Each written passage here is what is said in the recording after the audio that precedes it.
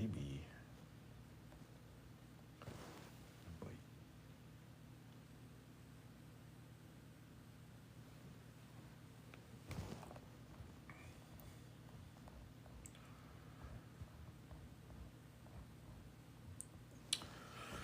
Who wants to talk about foundationalism? Wee.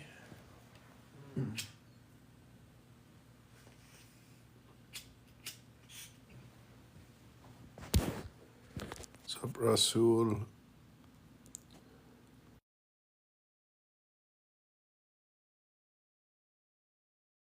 I just got it. Your name is like sun, Ra, and soul.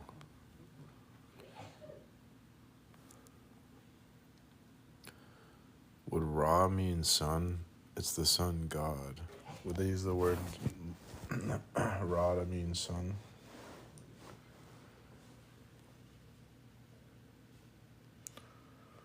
Amen Ra.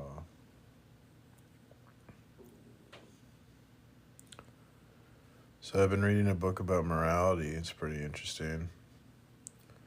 The author is very critical of theoretical.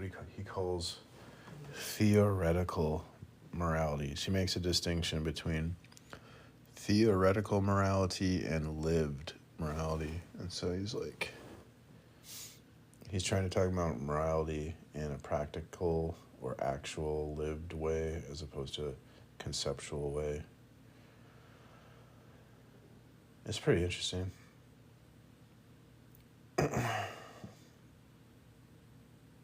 He was saying that the theoretical morality people try to make morality all about a choice, but that most of morality is on a subconscious level where we have these habits and customs that we follow without even thinking about them.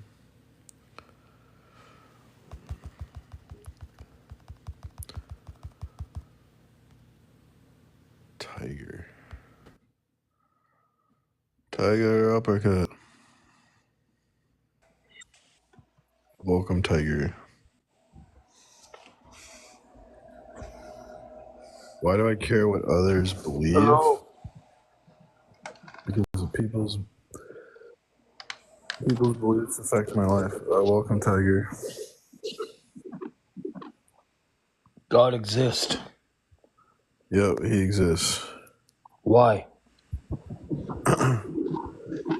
Because human reason and observation alone, without the aid of God, is not enough to make sense of reality or that what we are experiencing right now. So God is necessary. He's transcendentally necessary to understand the world and to have knowledge. Thanks, Face. Yeah, I just started, Face, so... Excuse me. Yeah, why do you hate God? Why do you assume I hate God? Do you believe in God? Why did you assume I hate God? Because I assumed that you don't believe in God, and if you don't believe in Why did you God, assume that? follow that you hate God. Because you asked me why God exists. Why did that trigger you? I'm not triggered. What do you think I'm triggered? Why did you presuppose that I didn't believe in God? Because you asked me why I think God exists. Why did that trigger you to think that I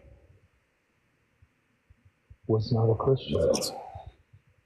It's a question that implicitly would indicate that you don't believe God exists. Because if you believe God exists, why would you ask me to prove, how do I prove God exists? Because I gave you the grounds in which you can express yourself in a neutral position. Okay. So, do you accept God as your creator? Why did you presume I didn't? Because you asked me for evidence for God. Do you accept God as your creator? Were you short-sighted? Yes. Do you accept God as your creator? Yes. You do? Yes. Okay. Well, it says request if you're atheist or agnostic. Why did you request? You seem to believe in a Christian God. Yeah, I believe in the Christian God, of course. Do you believe that there's a God outside the Christian God, the subjective view of the Christian God? What? No, only the Christian God is real. The other gods are false. Those are false gods. That blew your mind, didn't it? I don't know. It's hard to even understand you. You I think can't we're just gonna move on because your mic sucks and you're not even an atheist. But I wish you well. I can barely understand you, Tiger.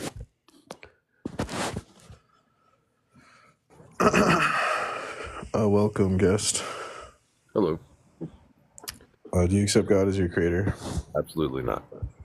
Oh my gosh, why not? Not only do I believe he doesn't exist, but if he would exist, then I would intentionally not worship. You hate God? What? Why do you hate Jesus? Any God that would send someone to eternal lake of fire to burn forever for the simple act of non-belief, when he knows exactly what it would take to convince everyone on the planet, it is not kind, it is not generous, it is cruel, it is inhumane, and it's not a God worthy of worship. Why is it his job to convince you? Why don't? Because that's what I need. If he wants everyone to come to the fold, then it's his responsibility to well, God created the world, so you can't rationally deny him. There couldn't be more evidence. He gave up a weekend. There couldn't be more evidence of God, since God would be necessary for evidence. Any evidence would be evidence of God. All evidence is evidence of God. So God couldn't be more obvious. That's fitting your narrative. Huh? There's evidence that things exist outside of, like... How do you have evidence without God? Because I can see things. I can test this leaf right here and see exactly what molecules it's made of. Yeah, but to see things, certain things have to be true that only God could explain how they're true. Like, that's not true. Again, I can explain this leaf. Can you explain cause and effect? What's that? So, cause and effect. You have to have cause and effect to be true to even observe something, right? Because the light waves have to cause this reaction or effect in your senses, so that you see something. You see the light wave. If without cause and effect, you couldn't see the light waves, right? Okay. So then, cause and effect. You have one event, the cause, and another event, the effect. But you wouldn't be able to explain the force or principle that connects the events together.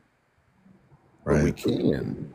But we can't, because human reason and observation cannot tell us what the force or principle that connects the events together. Only God's revelation can. But see, but what you're doing is you're putting humans down. You're telling everyone again, that's exactly my point.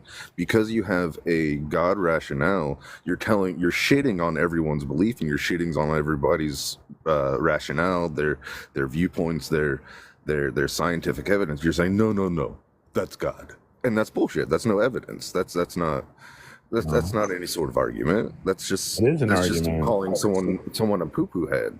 No, you're just being emotional. I presented a logical argument. So if you don't want this is not emotional, trust me. Well, it's not dealing with the argument, so that I would call that emotional, right? If someone presents you, it absolutely is dealing with the argument. It's not. If someone presents you evidence that Jesus is the truth, and you just ignore the evidence, you're being emotional. Evidence that Jesus existed. Do you realize that? I just proved it to you. No, you didn't. Sure, I did. I told you, cause and effect has to be true for us to observe the world. So only Christianity, the Christian revelation, can explain how cause and effect is true.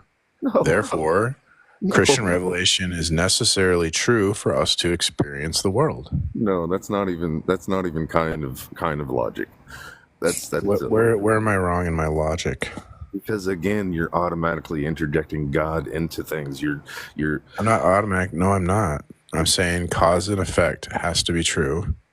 What would make that true? What explains it? Well, Revelation explains it. What else explains it? I would say nothing else. science. I Science move my isn't. legs with muscle and my brain synapses. Yeah, but we don't observe the force or principle that connects the events together. Remember? So So how if would we we can't know observe that? it, then it doesn't exist. Exactly. If, So then that so again, if I'm here saying, "Hey, God, show me that things exist," and nothing happens, then why? observation alone can't prove cause and effect is true, No, right? No. It does. Yes. No. We don't observe the force or principle connecting the events, and without that unifying principle connecting the events, there is no cause and effect. And I say the unifying principle is God, and it's revealed through the Bible. And if you deny that, then there's no unifying principle, and then there's no cause and effect. And if there's no cause and effect, there's no observations. Cause and effect can be evaluated at a subatomic level. Like, for instance, simply because I'm an atheist. About. Okay, listen. Even though I'm an atheist, I don't believe that free will exists because after the Big Bang or whatever happened, everything, to your point, everything has simply been a consequence of cause and effect. Atoms, molecules, everything pushing against each other. And it all has led to this. There is no free will because we're in a constant state of motion. Yeah, I agree. You're not going to be able to explain free will as an atheist. Because like we're made in the image of God in Christianity, we can transcend the deterministic universe, right? And since you don't have anything like that in your system, you're just a hard determinist, solipsist, nihilist, right? No, And I'm that's absolutely a nihilist. I mean, that's absolutely correct, but that doesn't necessarily mean that I can't. well, you can't even argue. That doesn't mean that I can't argue. Yeah, it does. Because there's no true. You can't like evaluate between evidences, right? You just are determined to accept one evidence or the other. You don't have the ability to I've evaluate. evaluated the evidence very strongly. That requires free will. You just denied free will. So now that's a self-defeating position because now you can't evaluate between true and false. You're just determined to believe, but there's no true anymore or false. It's just you're determined to believe things. That doesn't make any sense. If I got a disease or something out and I was going to unalive and the doctor's like, here, this medicine will save you, but as a side effect, it'll make you paranoid and you'll think everyone's out to get you for like 2 days or something. I'm like, okay, I want to live. I take the medicine. So then for 2 days, I'm determined to think that like I'm paranoid. I'm thinking everyone's trying to unalive me or something. Everyone's out to get me.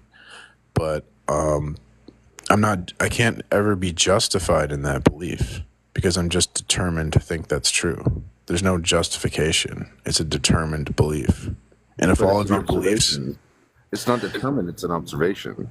It's Kant, Immanuel Kant once said, the mind interprets reality just as much as he creates it, as much as it creates it. So there's always going to be an observation bias. Again, this leaf can exist without you and I, but once you and I look at the leaf, the reality of the leaf changes. Yeah, that's why we need God to avoid observation bias, right? Or confirmation bias. But you're automatically saying observation bias is a bad thing. That's what makes our world unique, is we all can view things differently and we all have different perspectives, and that makes things beautiful. Yeah, but I'm saying like we have to to evaluate the correct to know the truth, we have to have the correct bias. Everyone has a bias, but then it's a matter of who has the correct bias, and we can determine. That's ignorant. You can't say someone has the correct bias. You can't. Yeah, you can. If the correct bias is a God that reveals itself to us. But again, that argument pushes people into a corner where they can only accept one or the other. It's very black and white. There's a dichotomy here that you're suggesting that people can't argue out of. Because again, all you're saying is, well, your observations is God, and that doesn't mean anything. That's just armchair therapy. That doesn't mean anything. No, I'm giving you a logical proof that God exists, right? It's undeniable. What's the logical proof? It's a transcendental argument for God that when we examine... What's the logical proof? What's the logical proof? Besides, God created everything. The proof is the revelation makes sense of reality, right? And if you deny that revelation, you couldn't make sense of the world. It's a book. Have you not read Kurt Vonnegut or George Orwell? They predicted this shit too. It's not just a book, though. It's the Word of God, right? And no, it's just a book. People wrote it. It's not just a book. It's the Word of God. It's a very special book. So, see, that's exactly my point. Is you don't have an argument because you don't have a point. You're not willing. No. You're not willing to debate the fact that it may be just a book. You are stuck in the sense that debate. Oh, it's not a book. I am willing to debate. So here's how the debate's going to go. We're going to reveal our biases, right? And see whose biases are more accurate or map onto reality better. And that's not a conversation. That's not a conversation. That's a debate. It's an argument. It's a debate. Debate. That's not even a debate. That's just two people telling their points of view, and then no, that's how my argument. Wrong. That's how the argument goes. No, that's not how debates go. Yes, it is. It's a transcendental argument for God. The argument has to do with our models of reality or our biases, right? So we examine the bias and see who has the correct bias due to it means like a coherence theory of truth. You debate on a logical platform a debate without the intention of growth is just an argument, and that's pointless. What are you talking about? The intention of growth? For us to grow through this argument. I mean, what's so hard to understand about that? What are you talking about growing? What does that mean? Growth as a person, as people, as to coexist, to grow our mind, to grow. I'm here to like mock atheism because atheism is irrational. That's the point of my life. It's not. It's just as irrational as believing in God. No, it's not. There's no. What's the rationale for atheism? If you believe in God, then you can't say that Scientology doesn't exist either, because it's just as ridiculous. If you actually read with an objective viewpoint, it's all ridiculous. This is you're just very emotional, dude. You're just. What's the rationale for atheism? The rationale for atheism that nothing out there exists. We're all alone. What is the rationale? What's the good reason to think that is true? The rationale is the burden of proof has always fallen on religion, and religion has yet to meet that burden of proof. So would you just concede that atheism is irrational since you're not providing a rationale for why atheism is true? No, I'm perfectly rational. Okay, well, I want a rationale why atheism is true. To prove God, not me. Here's what you need to do. The static universe is that it exists. You need to provide an argument that atheism is true or admit it's irrational. That's what you need to do. No, again, like I said, the static is that the universe exists. You and I exist to imply that there's something outside of the universe. No, you're using that as a crutch. Being emotional. No, I'm not. No, you're not dealing. I'm trying. Look, dude. Deflection, but you're using that as a deflection. If you say atheism is rational, then I'm going to need a rationale, or you're going to have to concede you're wrong. No, that's ridiculous. Well, then you're being bad faith because you're making claims. Your mouth is writing checks that you can't cash. You know what I'm saying? God, you know what that's called? What you said. You know your mouth is writing checks. To the guys the other day that your arguments can't cash. When you say something like that, that's called a thought canceling cliche. But you're making claims, dude. You said atheism is rational. I'm going to need a rational. You made a claim. No. I did not say atheism is rational. I said that it's just as irrational as believing in God. Well, believing in God isn't irrational. I have a rationale for why Christianity is true. And I have a rationale for why atheism is true. That doesn't mean you that don't. we're right. What is your rationale? That there's no possible way that a loving God could look down on us with any sort of That's intrinsic not. love. That's a bait and switch. That's not atheism. You have to prove there's no necessary mind Again, that you have created to the prove world. that something else exists. Like again, I can prove that everything Dude, around you're me exists. bullshitting. You're I bullshitting can me. prove You're everything exists. bullshitting me. Do you need to realize prove that God you're a exists. bullshit person, and that you're not logical? Do you know that? You're just an emotional bullshitter. No, Yes, that's what you. All I'm getting is emotional bullshit. I'm not getting any logic or no. argumentation. It's I've pure explained the emotion. perfect logic. I gave you an argument why Christianity is true, and you just started crying All like you a did was say baby. that it was the Bible says it's true. You can't use you can't use the mentality to prove the You mentality. can't That use doesn't shit work. because you're just a nonsense person. I'm just gonna move on because I want to talk to rational people. Like, there's no point if you're just gonna be emotional. There's no point in presenting proof to you. Okay, bub. Good luck. Okay. Yeah, I wish you well. Once again, uncooperative, immature, obfuscation, prevarication, rabbit trails. This is all we get. Refusal to deal with the argument. Once again, will any atheist ever deal with my argument? Maybe 100 years from now or something. Welcome, guest. Hi, I literally just came in here to waste your time. Awesome. Are you even an adult? Does that really matter to you? I'm old enough to be on the app, so. Well, you have to be 18 to be on the live, so that's why I ask. You sound like a child. Well, sucks to be you. I'm not a child. Oh. So, yeah. Enjoy me wasting your time, and thank you, everybody. Enjoy.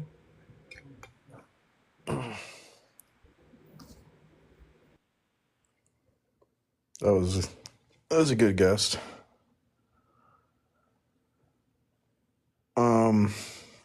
See that guest, that last guest, was just straight up like, I'm wasting your time, right?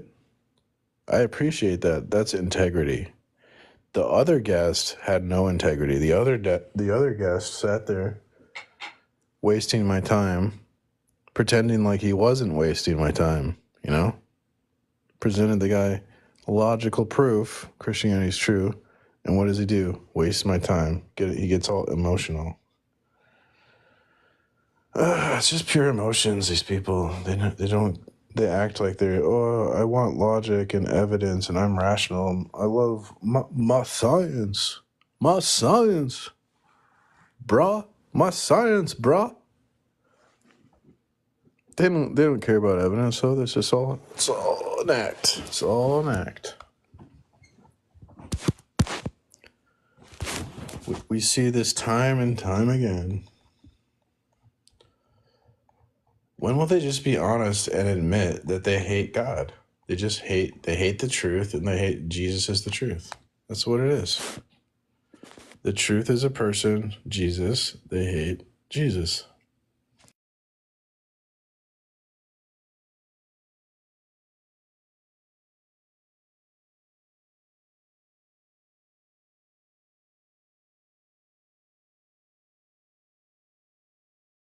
That's all right, though. Are you still running from Newton's flaming laser sword? What? What's Newton's flaming laser sword? What are you talking about?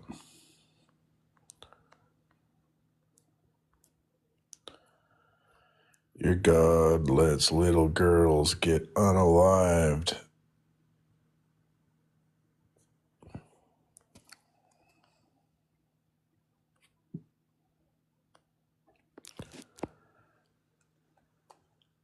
Okay, so foundationalism. Those who followed Kant's lead gave up trying to describe the world as it actually is, which is what we're dealing with atheists, right? They don't even want to try to describe the world as it is. It's like fantasy world's good enough for us. Because they realized that all traditional, rational, and empirical epistemologies and conceptions of science have a similar underlying structure. They are all foundationalistic. They realized that all beliefs could be divided into two categories: beliefs that are justified by referring to other beliefs, and beliefs that are not subject to justification, but are the foundation for all other beliefs. The challenge here, of course, are these foundational beliefs. Rationalists thought their innate, or is it supposed to say, what are these foundational beliefs? Yeah, I think that's a typo. So the challenge is, what are the foundational beliefs?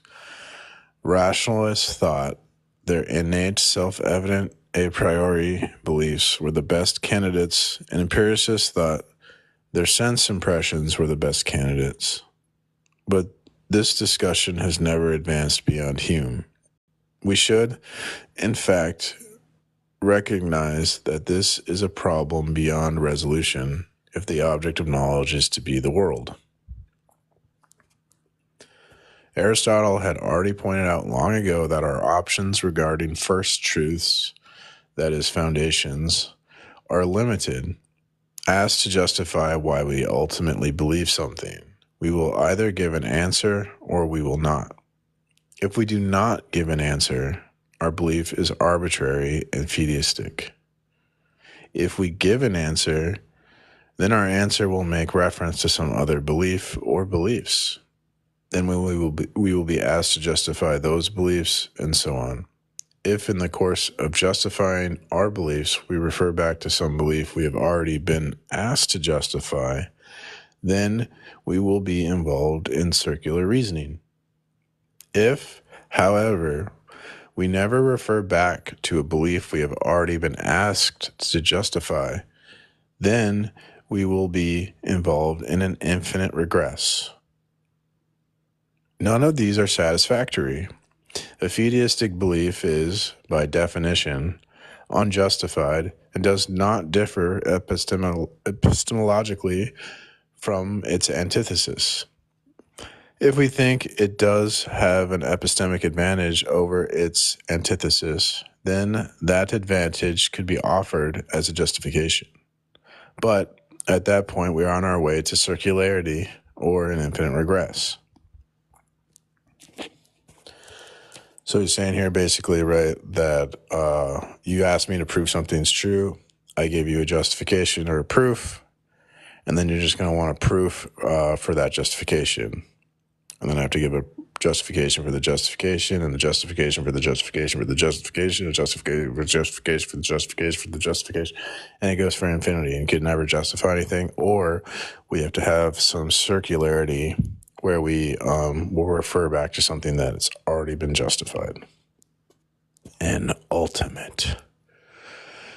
infinite regress is not satisfactory. To say that justifications for a given belief finally comes at the end of an unending series of beliefs is simply to obfuscate the fact that the belief in question is never justified. Consequently, an infinite regress is just another fideistic belief and suffers its same fate. Circularity is also not satisfactory, but is much more interesting. Advocates of a philosophical position called coherentism think they have beaten the foundation dilemma. They point out that beliefs do not neatly divide into categories of foundational beliefs and justified beliefs. All our beliefs are related to one another in the form of a coherent web. Some subset of our beliefs may be more important and juridical than our other beliefs, but all beliefs hang on all other beliefs, and nothing is foundational. But as Michael DePaul in his article Coherentism points out, coherentism really doesn't escape the foundational problem at all. It's simply another version of foundationalism that holds all beliefs to be foundational. He says regarding the coherentist solution to the problem of circularity, but coherentism seems to be a non-starter, for if no belief in the chain is justified to begin with, there is nothing to pass along. Altering the metaphor, we might say that coherentism seems about as likely to succeed as a bucket brigade that does not end at a well, but simply moves around in a circle.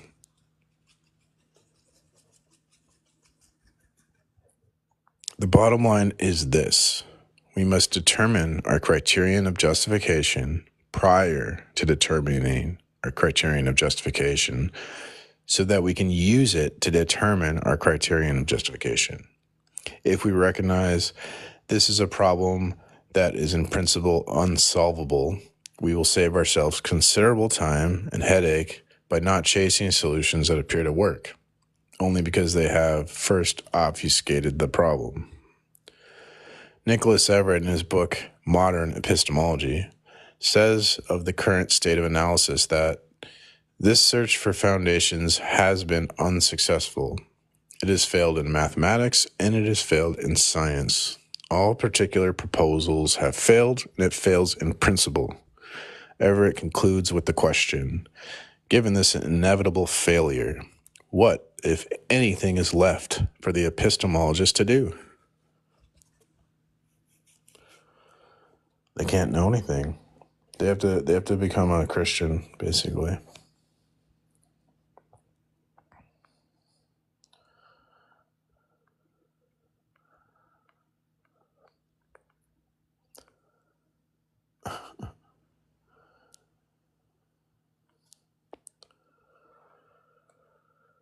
Can you stop reading your opinions?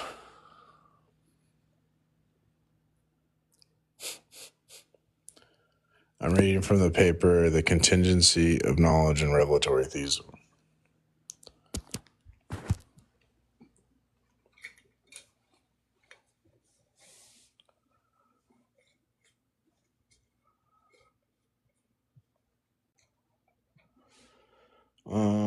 The next section of the paper talks about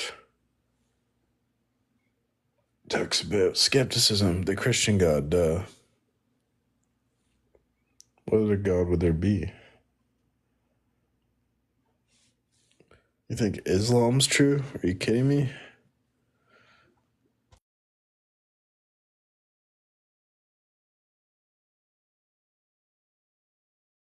Yeah, Xenu.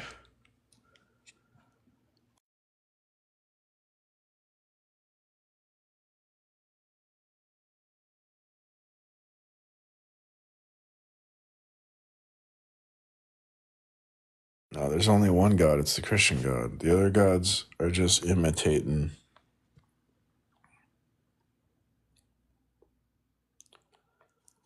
What's wrong with talking snakes? If God can make an atheist talk, couldn't he make a snake talk? Like, what's the difference?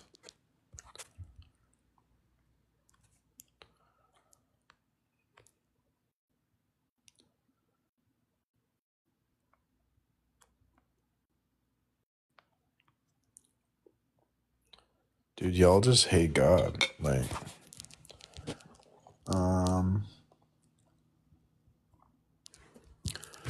for the message of the cross is foolishness, absurd and illogical to those who are perishing and spiritually dead, because they reject it. But to us who are being saved by God's grace, it is the manifestation of the power of God. For it is written and forever remains written, I will destroy the wisdom of the wise. The cleverness of the clever I will nullify. Where is the wise man, the philosopher? Where's the scribe, the scholar? Where is the debater of this age? Has God not exposed the foolishness of this world's wisdom? For since the world, through all its earthly wisdom, failed to recognize God, God in his wisdom was well pleased through the foolishness of the message preached regarding salvation, to save those who believe in Christ and welcome him as Savior. For Jews demand signs, attesting miracles, and Greeks pursue worldly wisdom and philosophy. But we preach Christ crucified, a message which is to Jews a stumbling block that provokes their opposition, and to Gentiles foolishness, just utter nonsense. But to those who are called, both Jews and Greeks, Christ is the power of God and the wisdom of God. This is because the foolishness of God is not foolishness at all, and is wiser than men, far beyond human comprehension. And the weakness of God is stronger than men, far beyond the limits of human effort. Just look at your own calling, believers. Not many of you were considered wise according to human standards, not many powerful or influential, not many of high and noble birth. But God has selected for his purpose the foolish things of the world to shame the wise, revealing their ignorance. God has selected for his purpose the weak things of the world to shame the things which are strong, revealing their frailty. God has selected for his purpose the insignificant, base things of the world and the things that are despised and treated with contempt, even the things that are nothing, so that he might reduce to nothing the things that are, so that no one may be able to boast in the presence of God. But it is from him that you are in Christ Jesus, who became to us wisdom from God, revealing his plan of salvation and righteousness, making us acceptable to God, and sanctification, making us holy and setting us apart for God, and redemption, providing our ransom for the penalty of sin.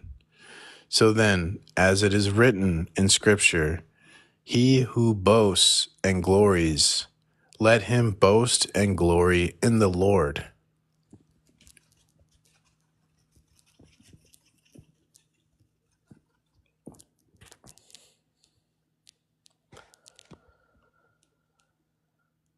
We created a religion to cope with the durr.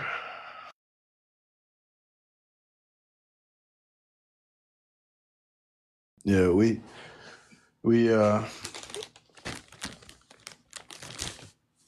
created science.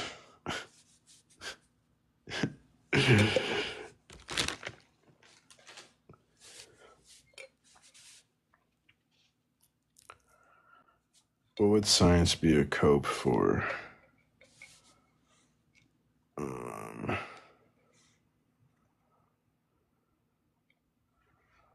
Science would be like it's like it'd be a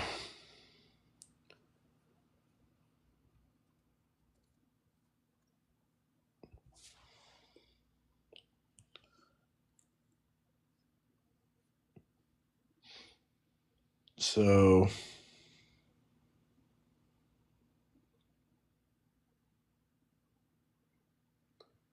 could science be no.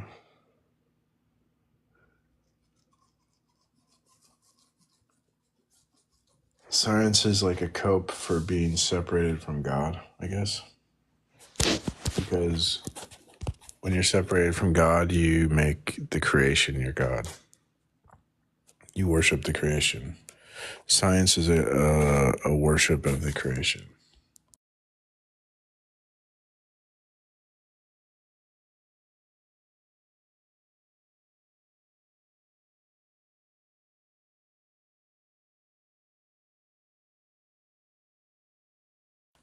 All right, let's go get back to talking about how irrational atheism is. Skepticism. So as we have already seen, the foundationalist can provide no justification for his belief in causality, identity, externality and the self. But the skeptic would give these problems a little more emphasis and draw our attention to a few more problems. External world.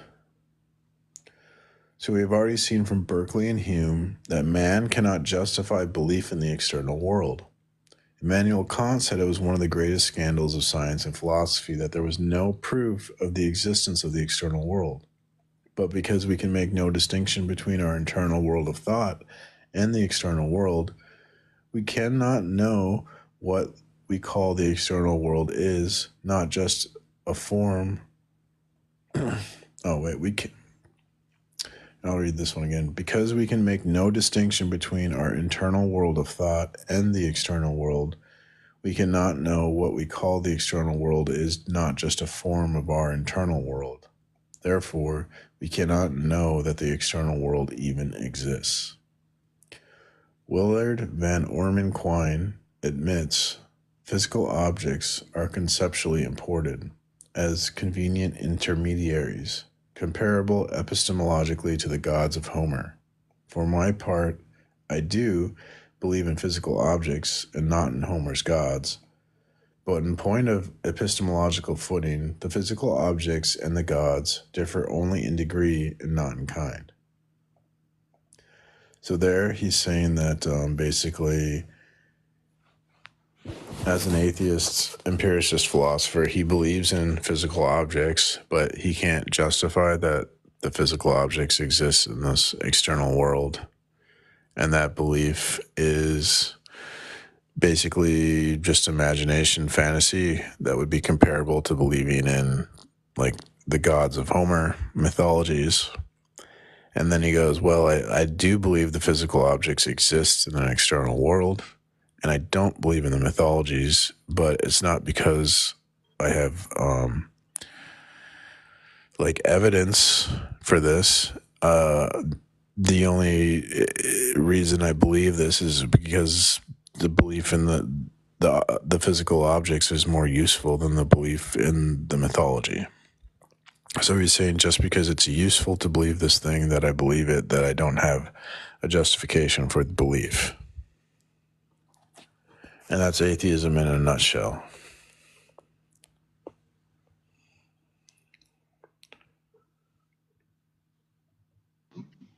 Welcome, guest.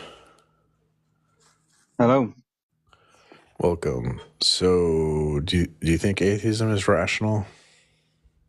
Well, I see atheism as something that I do a lot of debates with other people who, believe in Christianity and whatnot. For me, I do not see atheism as a 100% set in stone, there is no God belief. I see it as something more than a lack of evidence for God. Therefore, why should I believe in it until I get that evidence? So it's So it's not basically rational. it's more of how is it not rational if you can't Well, what's provide the a proof to rationale? a claim? I look for proof to a claim. It's really how much more rational can you be? I'm looking for Okay. proof to. So I'm looking for the rationale for your position. So what would that be? Okay. Well, it would be the same thing as what is the rationale for someone's position for not believing in unicorns? I mean, What would that be? you don't have the solid evidence to prove such a thing exists. Therefore, you're not going to believe it exists until that is given to you. Well, that's a fallacy, right? That's going to be an appeal to ignorance fallacy. So it seems But like then, atheism isn't very rational. but then those who debate with me would like to say, well, atheists believe this, atheists believe that, atheists have a worldview, atheists have an ideology or a religion. And that's a straw man fallacy that gets used on me a lot. But it's not an appeal to ignorance if there is nothing to solidify the claim to begin with. Do you So believe? what we do is we do the science. I heard you talk about science a minute ago. Science in of itself is just a process of learning something.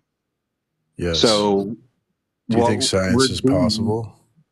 well, of course, science is nothing more than just a definition we put on to our process of learning.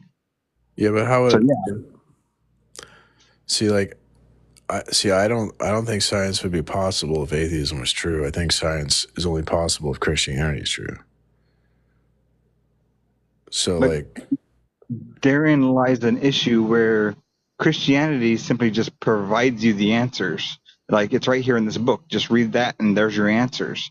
How is that science? well, That's not learning anything. That's just getting the answers right there handed to you. Whereas science is right. involved in the process of hypothesis, of testing theories out, and other people testing those out, coming to the same conclusion. That's what science is, and that's how we Yeah, learn. but to do a test, there has to be like order in the world. Because if there wasn't order in the world, you couldn't repeat a test. Every test would give a different result. You see what I'm saying? Okay, say that again. I'm sorry, my machine went off, and it kind of didn't hear the.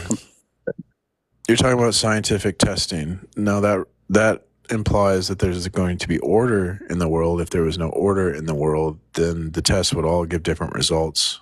The tests have to be repeatable.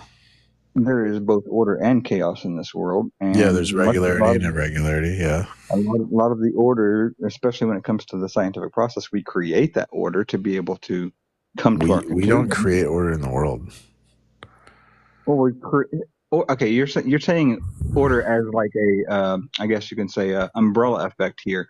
I'm talking about order in specific situations. We can create an orderly way of doing things to watch something occur. Like I'm if talking you, about scientific testing. yeah. So if you're going to test to see if We don't water is create that wet, order. if you're going to test to see if water is wet, you're going to stick your finger under it and feel that it's wet. The next person over is going to do the same thing and say, "Yep, that's wet." They all finally come to a consensus: water is wet. Well, that's not really a test. I'm talking about scientific tests. We're talking about science. You know, But that observe is fun. phenomena, develop hypothesis, Yep. test But hypothesis, what data. I just said it was a simplified way of doing things. But yes, that's what we do, just in a bit Okay, so more yeah, so to complex do way. that, to have that method for that to work, there has to be order in the world so that we can repeat the same process and get the same result. If there was no order, if you do the same thing, you'd get different results every time. You see? Okay. And we have done this where that's what peer review is. We do create the same thing over and over again until Uh-huh. the And that the proves whole purpose God. of peer review. That would prove Huh? God, right? Because that's only possible if Christian revelation is true. That only How is many, explained by Christian revelation. How would you explain that you're able to repeat an experiment and get the same result without something putting the order in the world? how that doesn't make any sense. How would you put Do, like so? You're saying that I think I get where you're coming from, and that you're trying to say that there has to be an order giver. so there has to be an explanation, metaphysical justification for the order in the world. Yeah. Why does there have to be that? Why does that have to exist? If there isn't a reason for the order, then the science is impossible. But science But isn't impossible. correct. When we do the So science, we see that science is possible, but that means I we can live see that. in Okay, the I can world see that you're. described in the Bible. I can see that. I guess and this is just me, just analyzing according to the name that you go by on here, Precept Mars. That you're a presuppositionalist. Yes. Correct. Okay. But the problem that I'm seeing with this, and I can see the presuppositionalist argument that you're coming through here. I can see that coming forward here. The problem I have with that is that where does that start? Where does the presuppositional position start? Because something's got to presuppose something else. Always? Well, we both have a bias, right? Like I'm biased because I'm a Christian, so I Mm-hmm. believe in God and stuff, right? And you have Yeah. a bias too, right?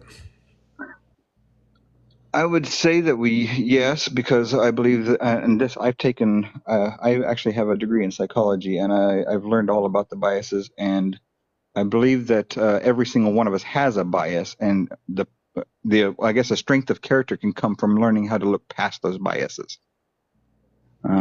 But I don't I think used to you can. I used Like, to be.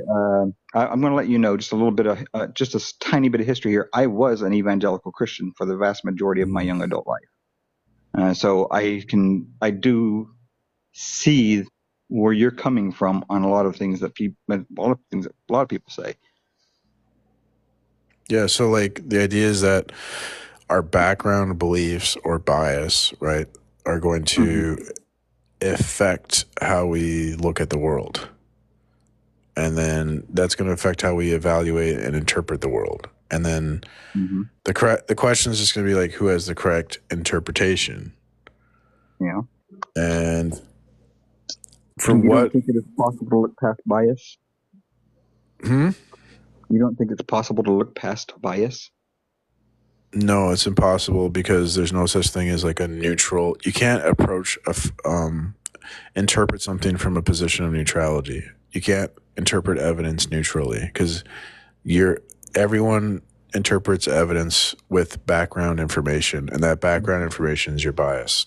If there's no background information or no bias, then there's no context or meaning to any of the evidence. It's literally a necessary relationship. Then I would ask, how is it that I would have come to a conclusion that would have led me away from evangelical Christianity, having believed in it so fervently for so long? That would have been my bias, and the only way I could have gone out of it is to look past that bias at some point in time. You must have, like, I don't know, you must hate God or something. It must be like an emotional thing. No. I was definitely not, when this happened, this was not due to a hatred of God by any stretch of the imagination. It was more along the lines of me.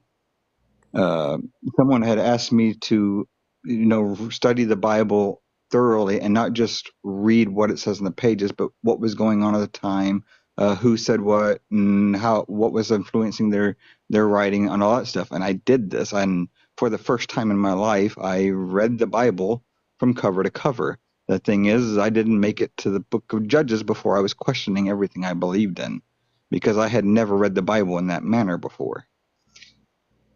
And this was going past any bias that I had ever had. It was more of what I'm saying can't is that eliminate a bias. So you biasly read the Bible and you put your hatred for God into what you read. That's what I'm hearing. so when you say that I have a hatred for God, that is a straw man. You're putting something into me that is not the case.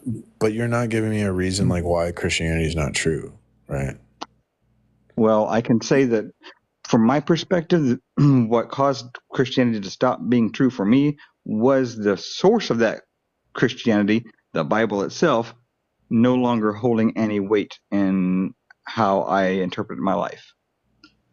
So as I continue to read through this Bible and see all these different things that weren't meshing well together, like, for instance, God created the heavens and the earth, but took 4 days to create the sun, even though light was on the first day. That didn't make any sense. You go into situations where, like, does that not make sense?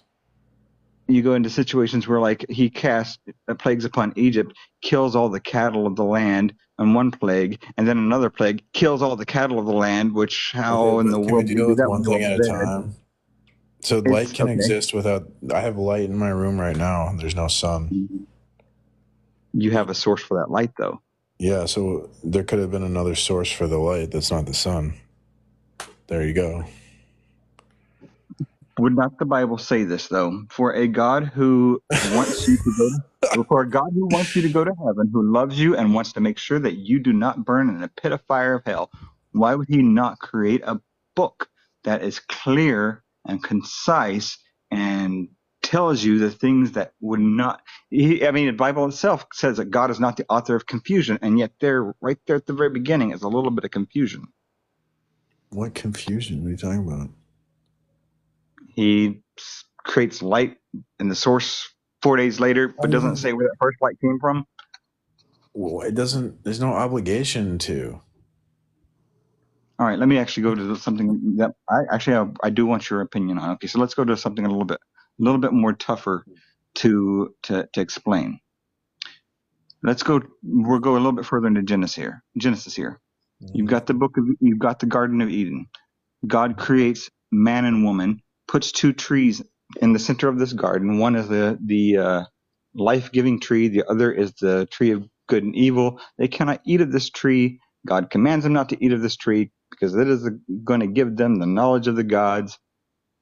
and they will now know what is good and evil. Yet, how can they be held accountable for disobeying God, eating of that tree, if they did not know good and evil beforehand? Because good and evil isn't just about like making a choice, or morality isn't just about making a choice. God commands things, and it's not an option. Like you have to obey God's command. It's not like optional, right? You don't have a choice of like I'm going to obey or not going to obey. You either listen or you don't understand what he's saying. But And if they didn't have a choice, then they would not have eaten of the tree, because that was a choice that they made, was to eat of the tree. right, so that uh what was it going to say? Okay, so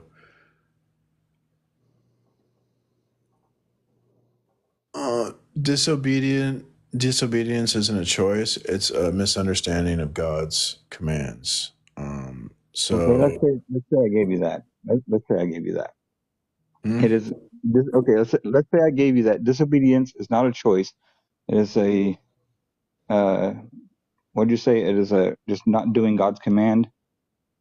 If this would not be considered an act of evil. What would be evil? I don't see what, so Disobeying God, God's the command. commandment of God. So it's not like we have options, right? The commandments of God isn't just like an option or it's a choice. It's like a definitive guideline that requires obedience, right? And when we hear and recognize God's will, um, it's not that we have choices between good and evil. Disobedience isn't a choice. It just we don't understand a failure to understand or listen to God's commands. And so choice arises from our disobedience and disbelief, while true morality is about following the will of God, right? But then the following of the will of God was to not eat of that tree, and they did not do it. So that would have been an evil act. The fall is when we decided to we failed to understand or listen to God, and as a result, now we have to choose between good and evil, and that's what that story is like talking about.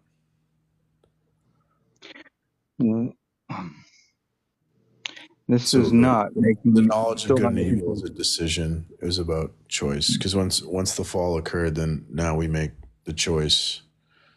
Morality comes about a choice between good and evil. That's because if we follow the will of God, there wouldn't be these choices, right? We would just be doing the right thing. And then no free will. No, that's true. True freedom is it's not about making choices between options. It's about obeying a higher moral authority. That's what freedom is. Okay, so it sounds like our disagreement will be definitional. I don't know if No, that's even a word, but because the way you're defining freedom is definitely not a way that I or a vast majority of people I know would ever define freedom. Um, because and I can understand where you're coming from, because I remember, these days where I was thinking the same things, of feeling freedom within Jesus, freedom within, believing in Christ and what have you. But I guess it comes down to individual freedom or freedom en masse, because that does not sound like freedom to me, as where I'm at now. And I well, guess when it comes down to it, you can define anything that way. We can sit here and we can in the mince bondage of onions on sin, the definitions of everything. because you may when you reject uh, the Christian God, you basically made yourself God. Now you decide what's good and evil. You decide what's true and false. I mean, Whatever. my own, sure. I guess in a way of, in a manner of speaking, I guess I would have made myself my own God of my own life, to which everybody would be the same thing to their own life. But what defines good and evil, really, when it comes down to that, is just the consequences of an action. If I take an action that hurts somebody else or hurts myself, then something was evil about that action. Well, it's more complicated. Morality is complicated. And I agree with that. Yes, I agree. It is. It does. I mean, like, that's one of those things you can get deep into philosophy with and what have you. But on a surface level, as we live our day-to-day lives, I'm just going to make sure I don't hurt people as much as I possibly can. You know. But Okay. this is just that was just like the light thing, the Garden of Evil thing, the Garden of Eden thing. These were just like tips of the iceberg. There was just so much more that, and like the Bible just goes into different things that are so confusing. And it just seems to me like there's these three things that I really need. I feel like I need. Uh, First off, to understand one, why God would be such a God that would be so willing to cost so many people their lives, innocent people their lives. Throughout the entire book, in the Old Testament, there's more death of innocent people than even Hitler did. No. Secondly, You can't say that word. no, yeah, that's right, you can. And the Oh. second thing is that God is a Can we do like one at a God. time? A God is a God of knowledge. He knows everything, including the exact method by which to convince me to be a follower. And yet he does not do that. But he loves me and doesn't want me to go to hell. So there's that idea. And the last and third final thing that keeps me from believing in God is what I started with, is simply a lack of evidence. Holy crap. There's a lot of entitlement in what you're saying there. For one, like you're saying like God unalives innocent people, but in the Christian view of thing, no one's innocent. We're all guilty, we're all sinners, we're all like Mm. deserving of hellfire. And so that's a misconception there. And I think that's like there's also like a sense of entitlement in that criticism because God is the one who gave you life. Like, why is he obligated to like give you a nice life or like let you live a certain amount of years? Like, it might seem unjust from our perspective that like someone who's a child is unalived, but like when we see someone who's 90 that unalives, it's not as sad, right? Because they had their life and then now it's their time and we understand that. But it's like, who are we to judge like how much time is like that's up to God to like he gives us life, it's a gift, and then it's his prerogative of like if he wants to take that away or let us have a nice life or bad things happen to us, that's up to him. We're not entitled to anything. Just because God lets you be alive, you should be grateful for that no matter When I like say what. I do believe in positive and negative entitlement. I believe that positive entitlement would be anything that you work for. You are entitled to any consequence of an action that you do. If I worked to obtain something and I obtain what it is I worked hard to get, I'm entitled to that. I am entitled to my life because I have it. It is my life.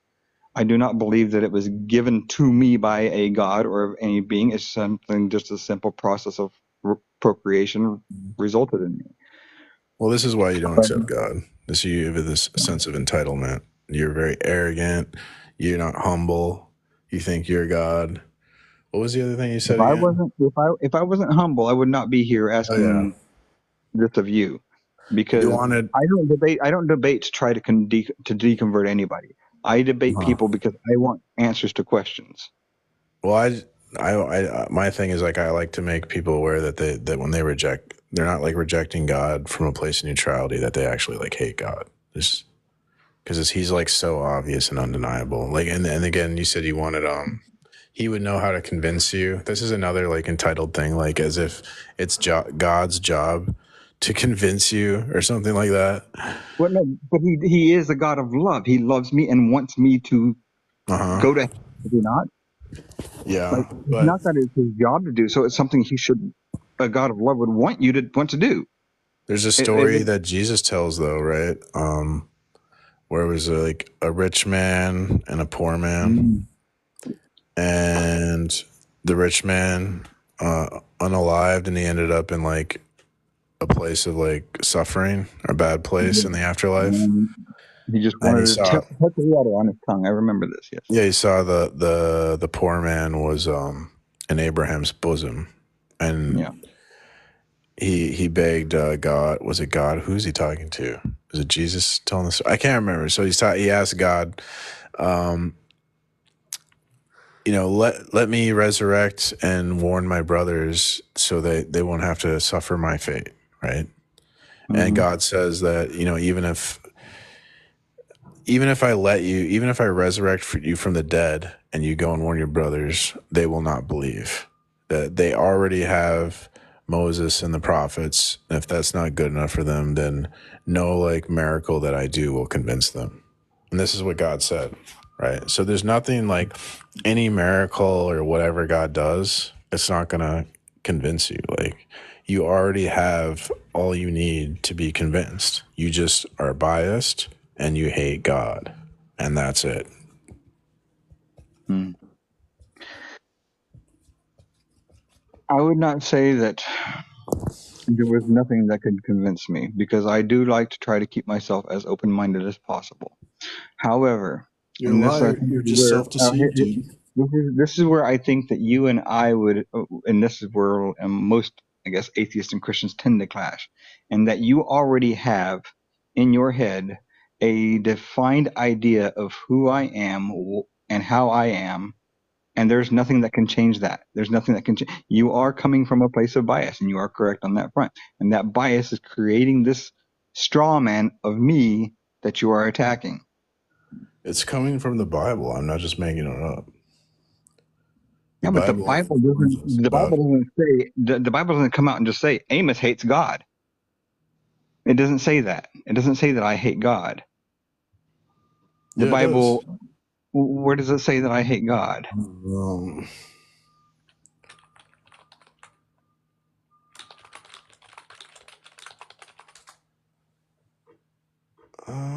Galatians 4:16. So I am become your enemy by telling you the truth.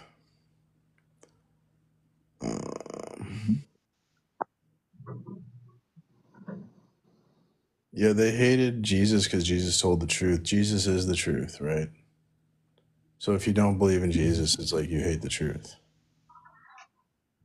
Because he is the truth. Like, what is truth? If truth isn't Jesus, what is truth? Um, Truth is anything that can be verified. Yeah, see? You hate the truth. You don't even know what it is. But Jesus has never been verified. His Yeah, existence has never even been I verified. literally just proved it to you without a shadow of a doubt, and you ignored it and went to this emotional stuff. Because I you hate must have God. missed it. Where's that proof? I must have missed it. So the claims of the Bible, remember, are necessary for science to be possible. Okay, so that's a claim there, Science right? is That needs to be backed possible. up. That there is a claim Yeah, that needs to be backed up. I did. I proved it. You can't for science to be possible, there has to be order in the world, and human reason and observation cannot justify why there is order in the world or explain why there's order in the world, and only God's revelation can explain that order. Therefore, science is only possible if the world is as it is described in the Bible. Okay, that therein is right there another presuppositionalist argument, in that there has to be, so if there is order in the world, it has to come from somewhere. When it, maybe so, maybe not. We don't know, but it's okay that we don't know. That's the whole purpose of learning. Okay, but But if you here's just the go thing. ahead and Here's plug the it in, stop. then go ahead. If we don't know, science is impossible. So that's not okay. We clearly live in a world where science is possible. Therefore, the revelation must be true. Okay, that actually is that. If we don't know, science is impossible. Correct. Science, I'm not science just, that's what Bertrand Russell said. If we don't, Science? yes, this is what Bertrand Russell said. If we don't explain the order, science is impossible. And he was an atheist philosopher. So this I is know just who my I know who opinion he because I'm was. a Christian. I know who he was. But Yes. not knowing is what causes science to be needed. And not knowing that completely implodes and destroys science. So science that would make science impossible if science doesn't know that. So that's why revelation is That's necessary for science to be possible. And there's no getting out of okay. this. All right. Let's give you that for a second. Why would it have to be your book of Revelation? Why couldn't it have been maybe the Quran? Why couldn't that have been the right one? What about these other books that give revelation or whatever? I mean, it'd only be like Judaism, Christianity, and Islam. And then like Islam, I think is obviously false. So They would say the same thing about yours, but sure, but their book says their God's a deceiver. So that would prove Islam wrong. Because they couldn't meet the transcendental challenge if the God's a deceiver.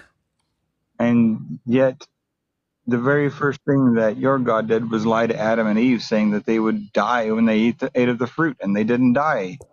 Yes, they did. Well, I mean, they died, years later, but the Bible specifically says that on the day you eat of that fruit, you will die. Yes. They didn't die that day. Yes, they did.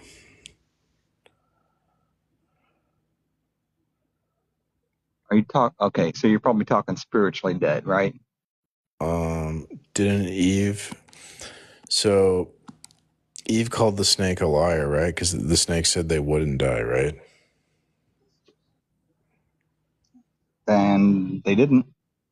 But then why did Eve call the snake a liar if they didn't die?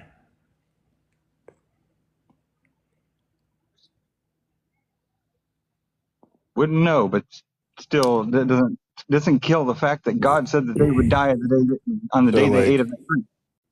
no offense, but like you haven't really looked into like the scholarship behind these verses, and you just hate God, and you read your hate into the Bible.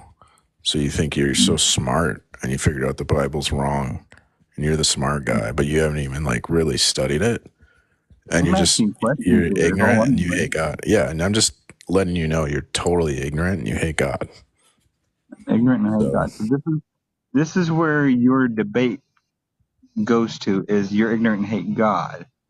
yeah, your No, interpretation of the Genesis is laughable and ignorant, and it shows a lack of like basic Googling things. And so it's just a joke. You're a joke. You hate God. but this is Stop. why You need to humble I asked yourself, stop hating God, and become a Christian. okay. I can tell you. I'm going to go ahead and leave you with this. I did not choose to become an atheist. This is something that happened over the course of time through reading the Bible, through doing all this studying that you're telling me I should do. It happened without me wanting it to occur. It took 10 years before I finally was able to say can't believe it. I became an atheist. From the moment that I was told that to read the Bible thoroughly to the moment I said those words was 10 years. And it was something I fought with myself on a regular basis. Don't think that somebody who hates God would go through that. But Well, you deceived yourself, sir. it was good talking to you, man. Yeah, I wish you well. Yeah, you too.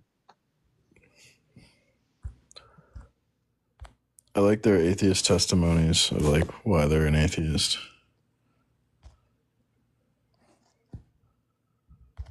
It's a very bizarre. I don't get it. Oh, welcome.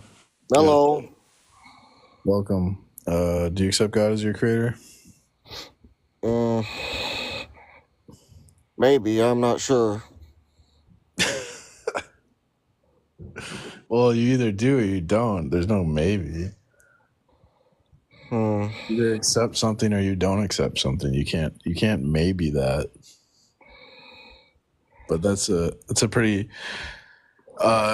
yeah, people usually like to give deceptive answers to questions, so it's pretty normal. Well, So Hmm. What would you like to say? I would accept God, but I don't accept religion itself. Okay. Well, there's lots of Christians who criticize religious institutions. So there's no issue with that. Like Kierkegaard, for example. Well, mostly the part where people use religion to you know to to prey on people for their money and nothing else. That's the part of religion I hate. Well, I don't like that either. So I would agree with you on that. But that's not every church is like that. That's mainly like they're called prosperity gospel. And they teach people if you donate like all your money to the church, that then you'll be a millionaire in the future. That's wrong. Yeah, that's wrong. I agree. But that's what the Bible predicts too. Remember, the Bible says there will be a bunch of like false prophets and people who claim to know Jesus, but Jesus didn't know them. So we can expect to see a lot of fake Christians in the world trying to take advantage of people. That's just human corruption. That's just proof of the Bible right there. Yeah. Yeah, that's what the Bible would predict. They want to talk about like, oh, we need accurate predictions. Well, the Bible predicts that. It predicts these Joel Osteen types. They're absolute scumbags taking advantage of people that want to love Jesus. That's awful.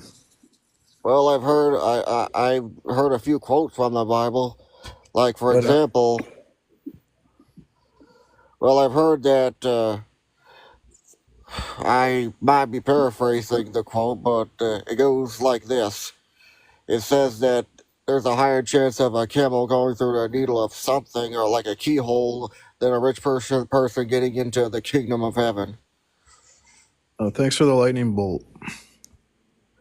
I don't know exactly the quote exactly, but that's the paraphrase version of how it goes. What is it about getting in the kingdom of heaven? Okay, it's a camel has a higher chance of going through Oh, the sure. eye Yeah, of a yeah, yeah. I needle remember. than a Yeah, rich person getting into the kingdom of heaven. yeah. And it says like, wide is the road to destruction, and many take it, and narrow is the path of life, and few find it. I don't really understand that phrase right there. Well, it's just that I think people are corrupt. People are evil. The Bible says no one is good. No one seeks God. And I think there's a lot of people that think they're Christian. They're not really Christian, right? So yeah, I think following Jesus is difficult, and very few people find like the actual right path to do it. I'm not saying I have or anything. I'm saying Christianity is like a difficult thing. And yeah, I think it's worth it. Like I want to have a relationship with Christ, so I try my best. Yeah. But the thing is that it feels like today's popular religion is capitalism. It's capitalism. Technology, I would say, people worship technology and science and the miracles. Like, we can talk on a phone to each other across the world. How are you? Because you know how even though you wouldn't say it out loud, the majority of people, especially in America, worship capitalism like it's a religion. Yeah, there's a lot of like greedy people that they're into fame and money and power. Yeah, that's been with humanity forever. And it was kind of bad. I like the Christianity, how it originally started. It was sort of like a small group, and the government was against Christianity. But then when Rome adopted Christianity, I mean, that was good in a sense where it helped spread Christianity, became a global phenomenon as it is today. But the relationship with the church and the state has led to like corruption in religious institutions.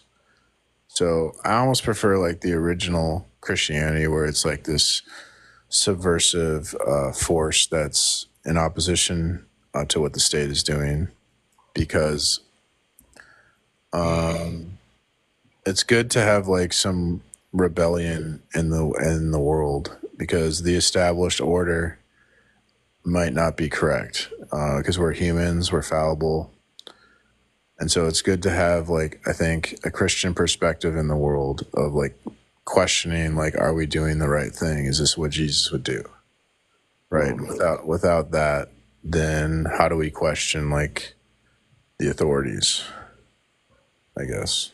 Well, I have another opinion that most might not agree with. Oh, what's that? Well, honestly, does it really matter if an afterlife, if a heaven does exist? Like, if you Sure. live, hold on. If you live your whole life hoping for a heavenly afterlife, I believe that is just a colossal waste of time that you have been given living on this earth. Yeah, but let's say there's no afterlife, then wouldn't it also be a waste of time? Because there'd be no point. What would be the point to anything? Because if when you unalive there's nothing, then nothing matters, right? Maybe some people think that, but for me, my mindset is I'm alive. I can live my life. I can do practically anything that is within my power to do. Why should I waste my life worrying about an afterlife that may or may not Well, exist? but if there's no, I see the total opposite. I say if there's no afterlife, then your whole life is a waste, because there's no meaning or purpose to anything. So like, I don't really. I think your point kind of works against you. It doesn't matter.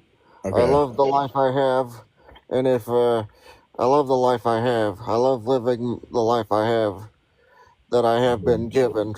I don't know what would happen if I don't know if I don't know what I there's nothing else I know besides the life I have right now. Does you know? True, but so what do you think the meaning of life is? Just for you to like have fun?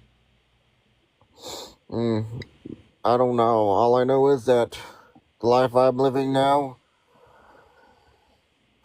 even if there was or was not an afterlife, does it? I don't think it should. I don't think it matters as long as I can enjoy my time with the life I have now. I guess that's all that matters. Well, I don't. Yeah. Okay. Yes. I'm looking at the comment section. I see that I will die someday, but I don't think. so long as I can live and enjoy myself. But that's not a fulfilling life, like hedonism. So how can you really enjoy life if there's no point to anything? What do you suggest then? If you think what I believe is wrong? Well, I think Christianity gives us like purpose, meaning, direction, where there's a loving God and he wants to have a loving relationship with us, and we're called to love others as he loves us and forgive, be humble. So the whole purpose of life and the meaning of life is to like spread love in the world. And I think, and it matters. There's meaning because it's eternal. Because God, we'll be born again. We repent, and then we can be born again into an eternal life where we have a loving relationship with God, and it's going to be amazing. Imagine this world if there was no hate. Wouldn't that be awesome? Yeah, that sounds nice. Yeah, that's what it's going to be like. I don't know. Did God create one universe, or did He create an entire multiverse like we created for fiction? Well, we have no reason to think there's a multiverse. I think that's kind of a silly. How can people believe it? Like think, oh, it's hard to believe in these miracles, but then they believe in a multiverse. Isn't that kind of kooky? Someday, all the stars in the universe will die, and the universe will be black for for eternity or infinitely, whichever one is the whichever one is the that one I'm thinking of. Well, I hope you're wrong, because that's sad. No, it's inevitable. Every star in the universe will burn out and die, and the universe will be black for infinity after that. Well, that's just a like despairing way to look at the world. Like the way I look at the world, Unfortunately, there's hope. I'm sorry, but unfortunately it's a reality that will happen someday. I'm You lucky don't I'll never even know that though. How do you I'm know lucky I'll never Christianity's see not every true? star in the universe die, but hey, if No, reincarnation is there's a plan for redemption. There's a higher purpose. There's going to be an afterlife. It's going to be lit, and we'll be given like there's going to be a new heaven, a new earth, and we get perfected bodies where we're just going to follow God's will and I'm glad that brings eternal you comfort in paradise. your life. Does that sound better? What does? We can see our loved ones again, and we'll have new bodies. We'll be perfected, and we'll only do the will of God. I would And love to it's be going to able be to see lit. my Mima again. Before she died, Yeah, exactly. she had like she my Mima had Alzheimer's dementia Oh, before she died. that's awful. I know what that. Yeah, I'm that's glad I awful. never saw her in that state before when that happened. Glad I don't remember her being in that state before she died. Yeah, horrible things happen in this life. It sucks, but God lets these unpleasant things happen so we learn not to love the world, and we repent and turn to Him, and then we'll be born again to eternal life, and you'll be able to see your mom again. And it's gonna be great. No, not my mom, my grandma. I call her my Mima. My bad. I don't really know. Okay. It's fine. Yeah, I'm not down with that lingo. Well, that's always what I've always been calling her, and I never really thought about why. I just do. Well, I don't know. I think you should be a Christian so you can see your grandma again. Yeah. It's a better way to look at the world. It's more hopeful. I mean, you can always look at things like frame things. You can take something that's like beautiful, like playing the violin, and you can like frame it like make it ugly. You could say, well, the violin is just rubbing cat intestines on horse hairs, and that's factually true, right? But it makes something beautiful sound disgusting. So you can present facts in a way to make something sound like good or bad, and it's like saying the same thing. So I don't know. I don't see why like looking at why frame the world in such like a bad way where like all the Well, stars. I know one thing I could frame in a good way. The Christian worldview is a better way. There's hope. There'll be an end to death and suffering. It's unnatural. God's going to fix everything. Humans aren't going to fix everything, right? Humans don't do anything. They're corrupt. They're evil. They cause all the problems, right? So we're never going to like fix world hunger or like the homeless problem, or they'll just get worse because people are greedy. You got people like these crazy multi-million-dollar homes, and then they got multiple homes and private jets. There's people starving in the world. Like, this is a crazy world. Yeah. Yeah, the billionaires, you know. Well, I would like to give someone else a chance to come up if you don't mind, if I move on. I wish you One well. more thing. Sure. Well, whatever brings you comfort, I'm not gonna try to, hate on it. That's how I just want you to let you know that I just, I have love for my life, I have love for my family, and that's all I could really ask for. Yeah, I think life is about love, and so that's good, man. I wish you well, and like honestly, I wish the best for you, and I hope things work out and everything. So, Yeah, okay, bye. all right.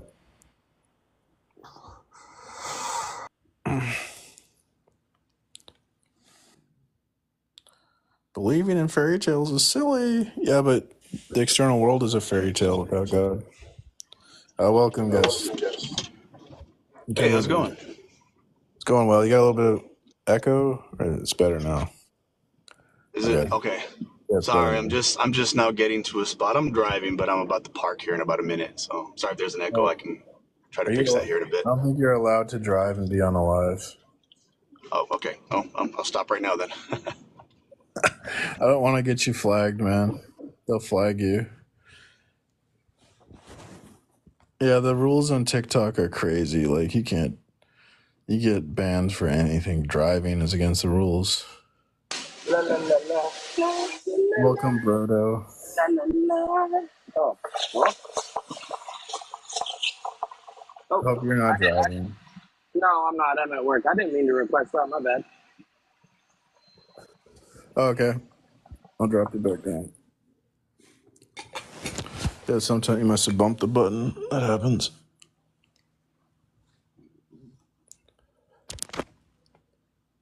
I don't want to believe that it's lights out when I die, so I'll let religion manipulate me. Well, I mean, dude, it's like, how do you avoid despair without God? Like, if there's no God, then I think it's despair. Like, what do you have hope in? Humans? Science? I mean, what's science gonna do? Eventually the science says the sun's gonna like become a red giant and consume the earth. So the earth is gonna be obliterated. So they're like, unless it becomes like Star Trek or something, like I don't think that's realistic. Unless we get the Enterprise here and like beam out to another solar system.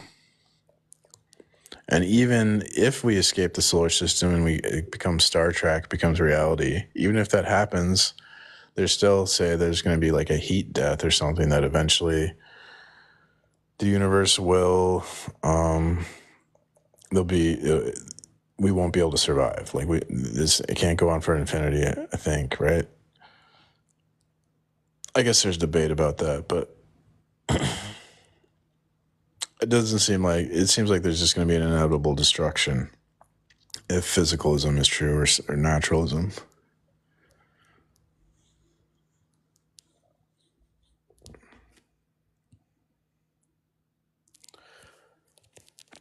Okay, so like the self, what is the self? We should make a few more observations about the notion of the self, because this has been secular man's most confident assertion. And you guys hear this a lot, right? Rene Descartes, he said, cogito ergo sum. I think, therefore I am. Man has at least been confident of his own existence.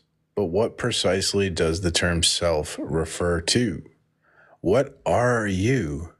Are you simply a dream, an idea in the mind of a god or demon?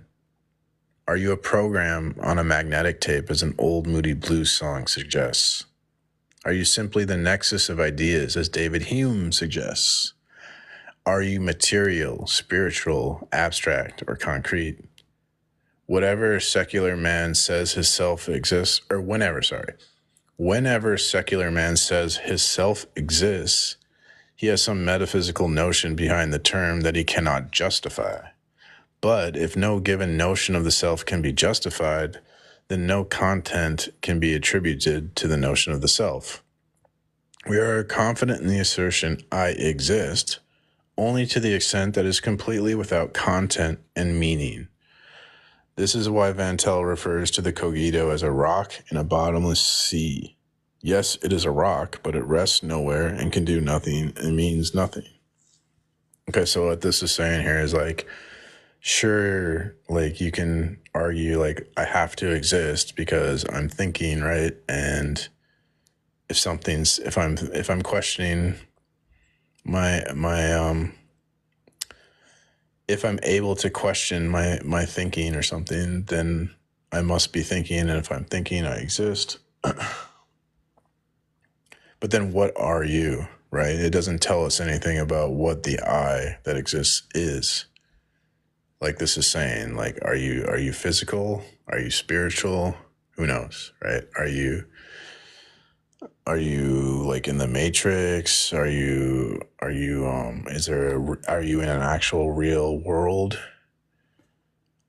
And so if there's no like content or definition or explanation for what you are, just to say that you exist but it's undefined or unidentified, then that doesn't mean anything. What does it mean? This thing that we don't know what it is exists. That has no meaning, right? Oh, this thing, I don't know what it is. I couldn't define it or tell you anything about it, but it exists. Just, that makes, what does that mean?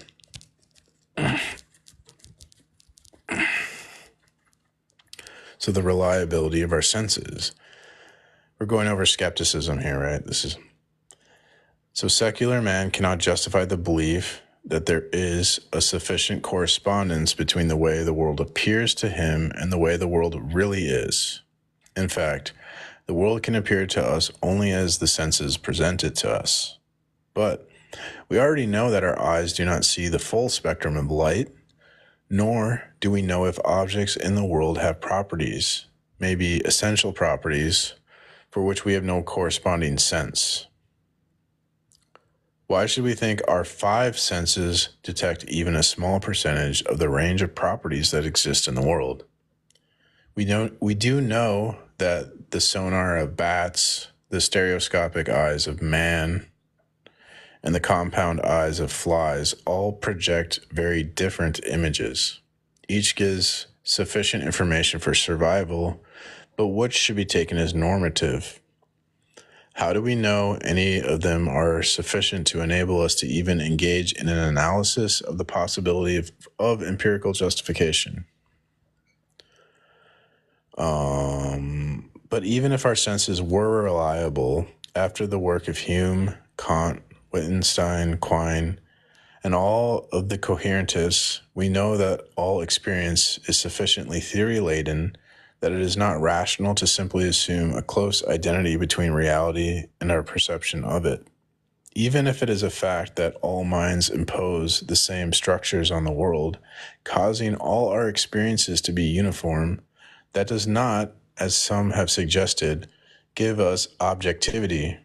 Rather, it precludes our ability to contrast our experiences and get behind our mental structures to the real world.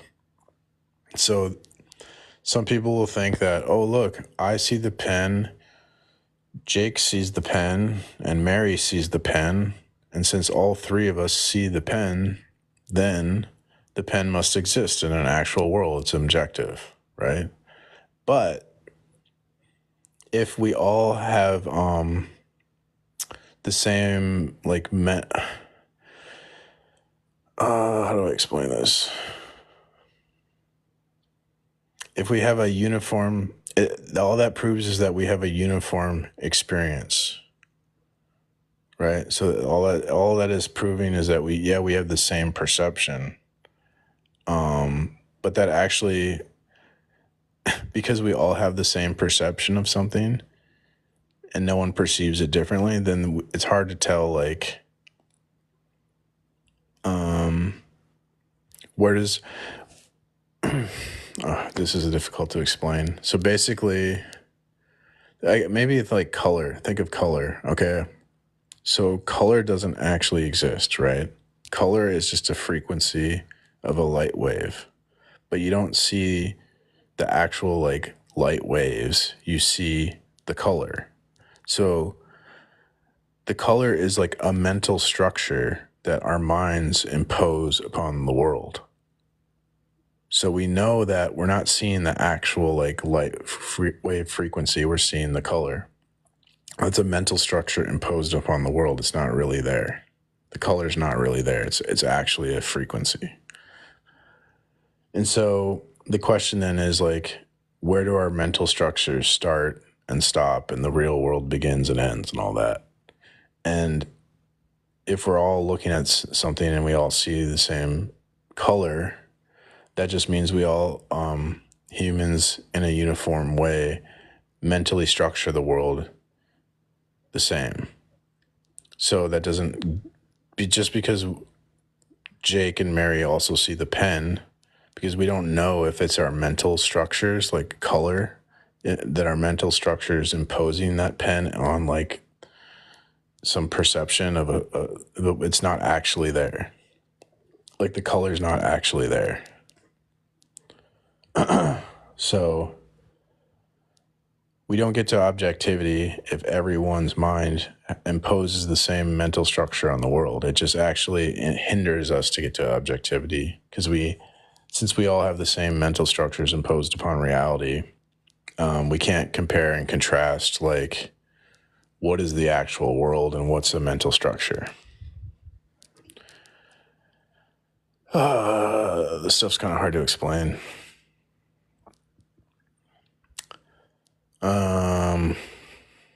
So then, as Richard Rorty aptly puts it, since truth is a property of sentences, since sentences are dependent for their existence upon vocabularies, and since vocabularies are made up by human beings, so are truths.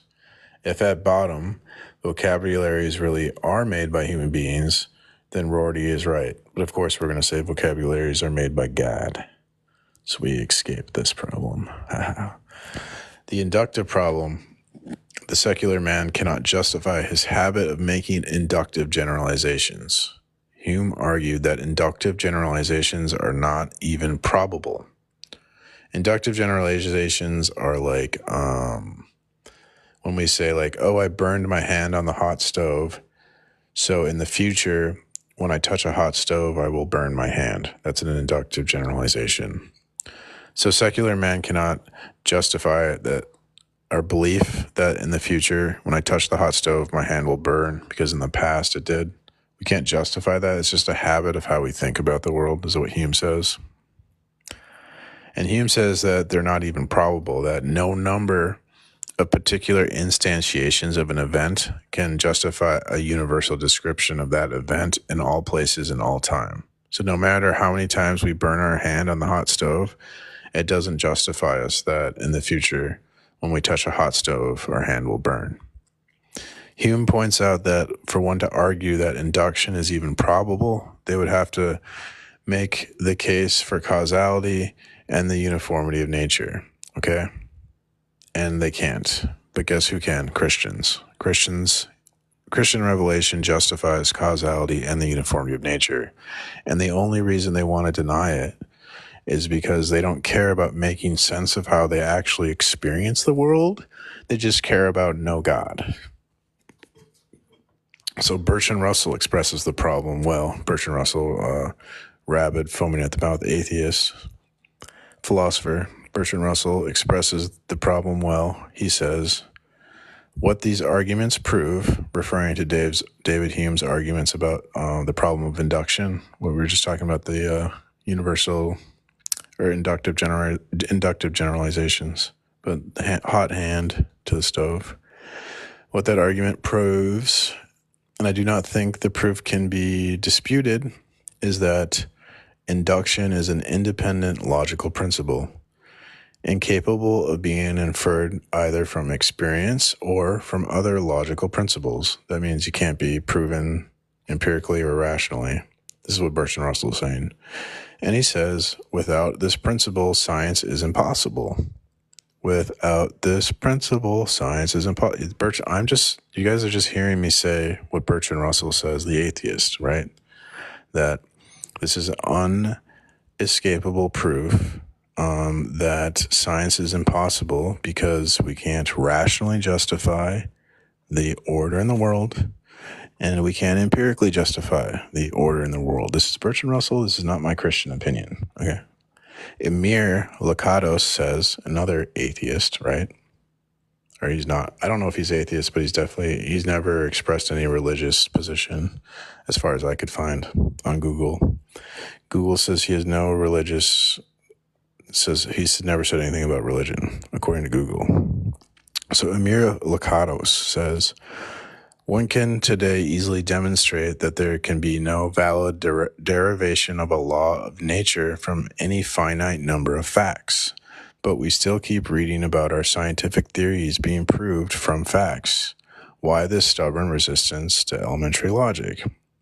So science doesn't actually prove things, right? It's all provisional truths, but people take it as the gospel truth.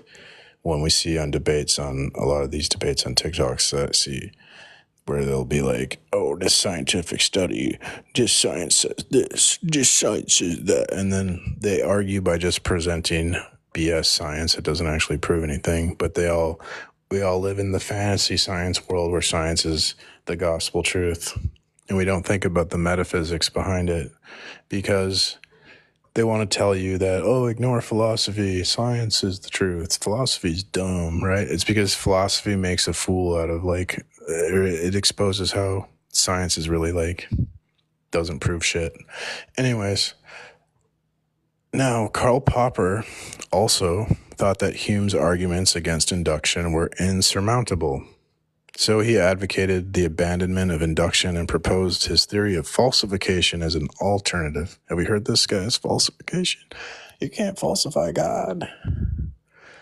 But this doesn't solve the problem of justification at all. First, it abandons the possibility of finding a proposition that is positively indicated and justified, for the exceedingly weak possibility of a mere guess being corroborated by our failure to falsify it.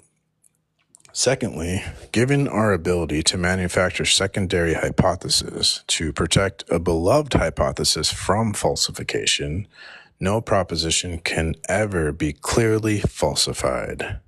Thirdly, even if some counterexample to one's favorite theory could be produced, since one's theory exists as part of a larger web of beliefs, one may give up some other belief in the web rather than the theory that might have been falsified. For example, let's take the old story of the man who thought he was dead, but agreed that dead men do not bleed. I could prick his finger, cause it to bleed, and then offer that fact as proof that he is still alive. However, he could logically respond that I did nothing more than refute the notion that dead men don't bleed. Lakatos explains the problem with falsification. He says, scientists have thick skins. They do not abandon a theory merely because facts contradict it. They normally either invent some rescue hypothesis to explain what they call a mere anomaly, or if they cannot explain the anomaly, they ignore it and they direct their attention to other problems. Newton's science, for instance, is not simply a set of 4 conjectures, the 3 laws of mechanics and the law of gravitation. These 4 laws constitute only the hardcore or Newtonian program. But this hardcore is tenaciously protected from refutation by a vast protective belt of auxiliary hypotheses. Now, Newton's theory of gravitation, Einstein's relativity theory, quantum mechanics, Marxism, Freudism are all research programs, each with a characteristic hardcore stubbornly defended, each with its more flexible protective belt, and each with its elaborate problem-solving machinery. Each of them, at any stage of its development, has unsolved problems and undigested anomalies. All theories, in this sense, are born refuted and die refuted. Without justifying inductive generalizations, scientific conclusions cannot be reached, and universal propositions cannot be made. Period.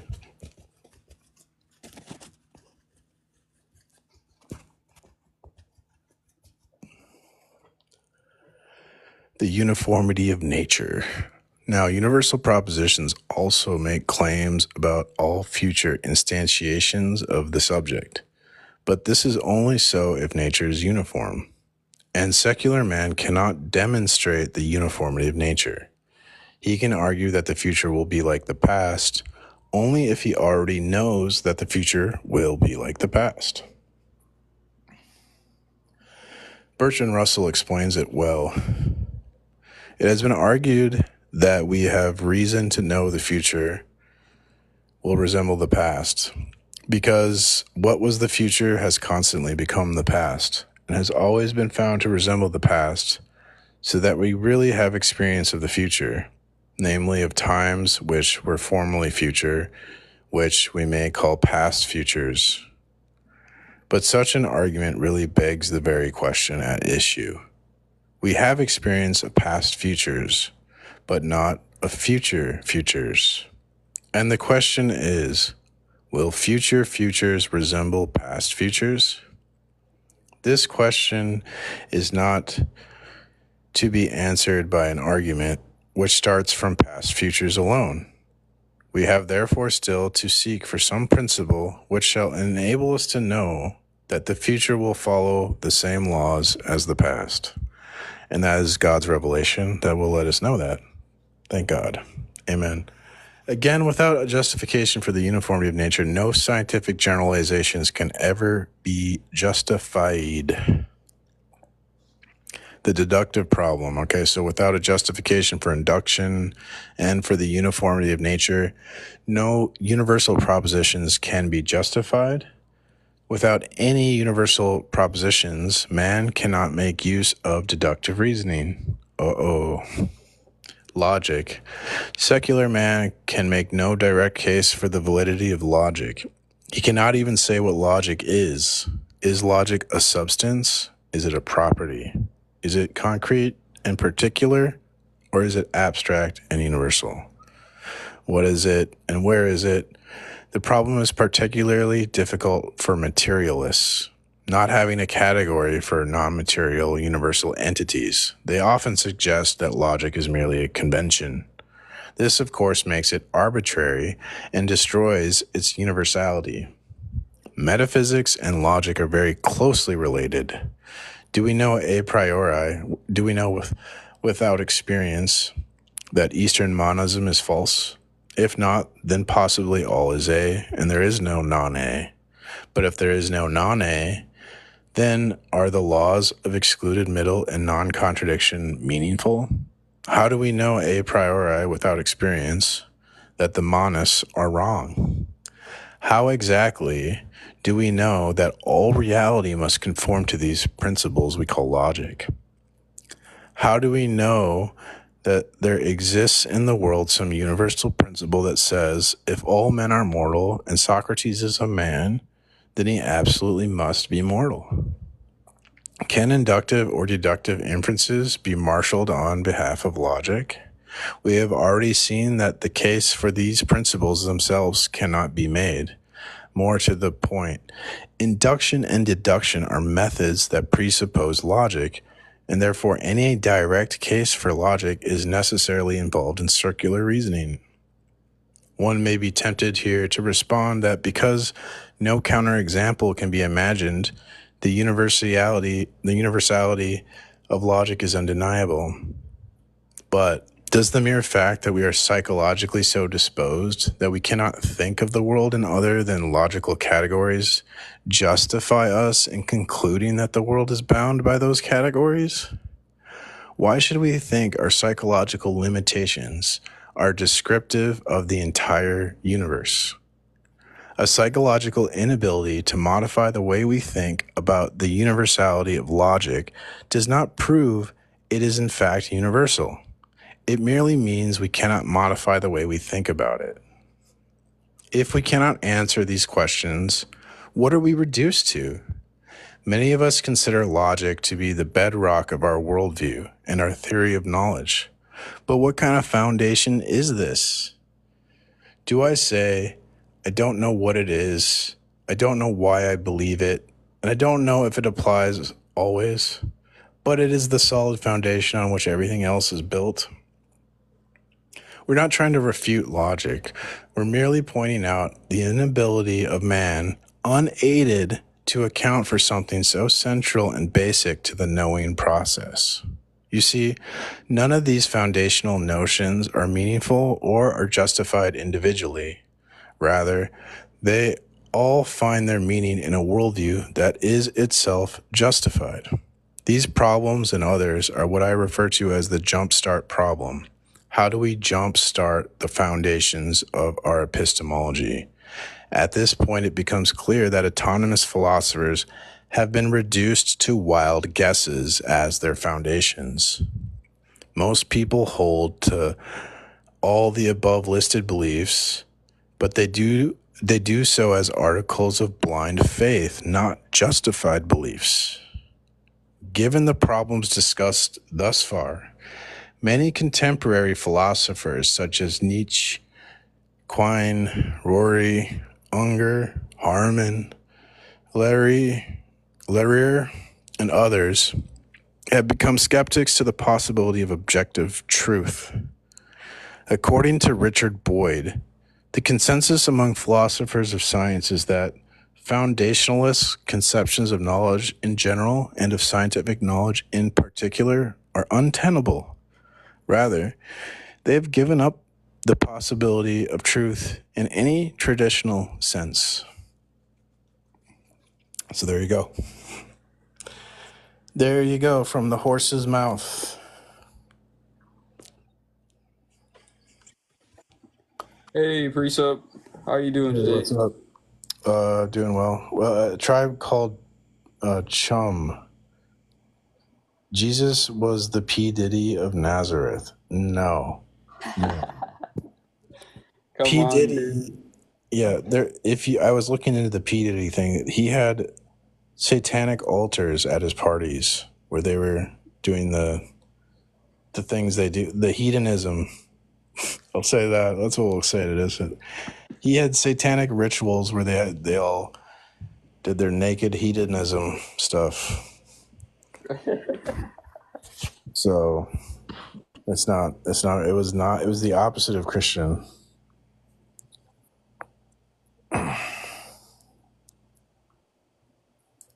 What's up, Sailor? How are you doing? Oh, I'm doing pretty good. I can't complain. That was funny when you got booted off that stream yesterday. Oh yeah. So that guy's an atheist, but I don't know, he thinks I'm funny or something, so he does those streams. So like, whatever. I don't care if people make fun of me, it's fine. Oh, the dude that was hosting? Yeah. He's an atheist, actually. He's just Dang, like, I couldn't even tell. yeah, I don't know, he's just kind of like making fun of me and Darth, like parody. Oh, okay. But he's a funny guy. I don't mind if people like make fun of me. The only thing that really bothers me is just like when they lie and they don't answer questions, and that's kind of frustrating me. But yeah, I don't care if people disagree or we get this like people think that me and Darth or something don't tolerate disagreement, or like we can't handle criticism or people making fun of us, and that's just not the case. Right. It's just think of a debate as a game. Bonson says debate's a reason-giving game. If you're playing a game with someone, they're cheating. Like if you're playing Counter-Strike and your opponent has a hack where they're just like shooting through walls and like always headshots. So like why would you want to play with that? If you're cheating at the game. So we're playing the reason-giving games. You got to give reasons for your positions. You got to answer questions. You can't, so when they lie, when they dodge, they're cheating it's like having a hack in a computer game or stealing from the bank in Monopoly, or it's cheating. And again, cheating sucks. So we're frustrated with it. Imagine playing a game and someone's hacking and you just always lose every time because they get headshots with the hack. Well, that's not fun, right? That's frustrating. You're gonna get pissed.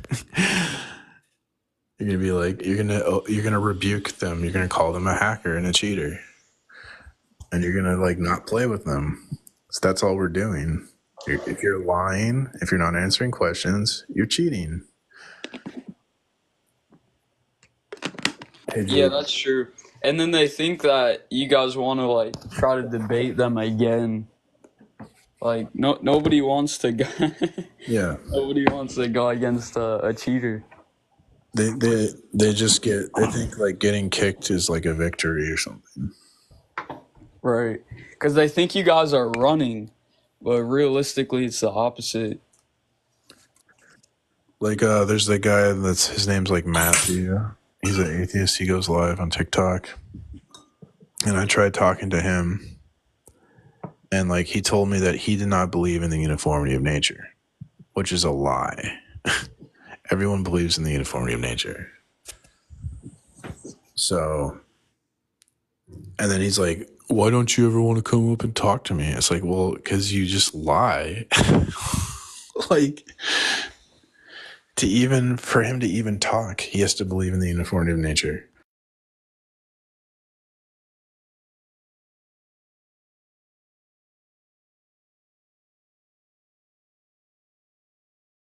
Like, you believe that when you make a mouth sound in a uniform way, when you make the same mouth sound, it will mean the same thing because there's a regularity. It's like, no, I don't believe that.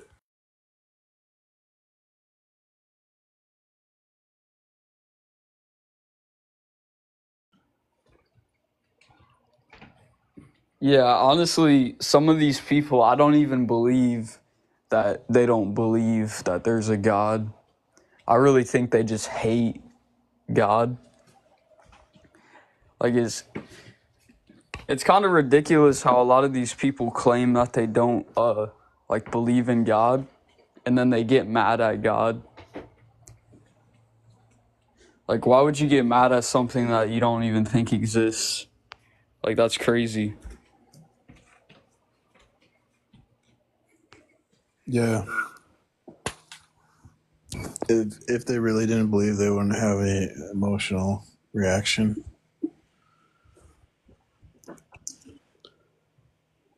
Darth usually thinks it's like that they're pretending to be ignorant as like a strategy in a debate, but I sometimes I think Darth gives people too much credit. Yeah. Darth's told me he's never like consumed alcohol or any sort of like like illegal drug or anything.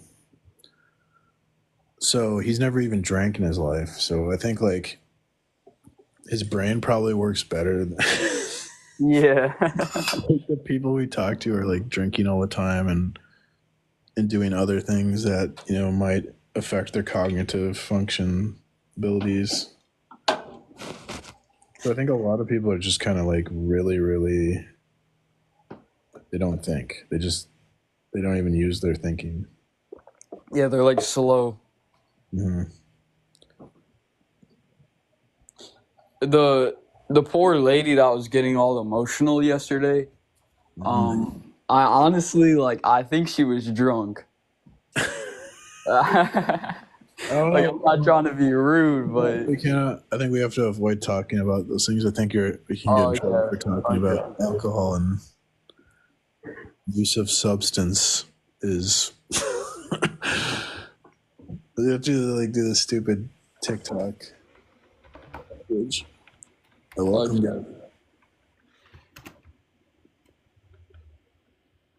Welcome, guests.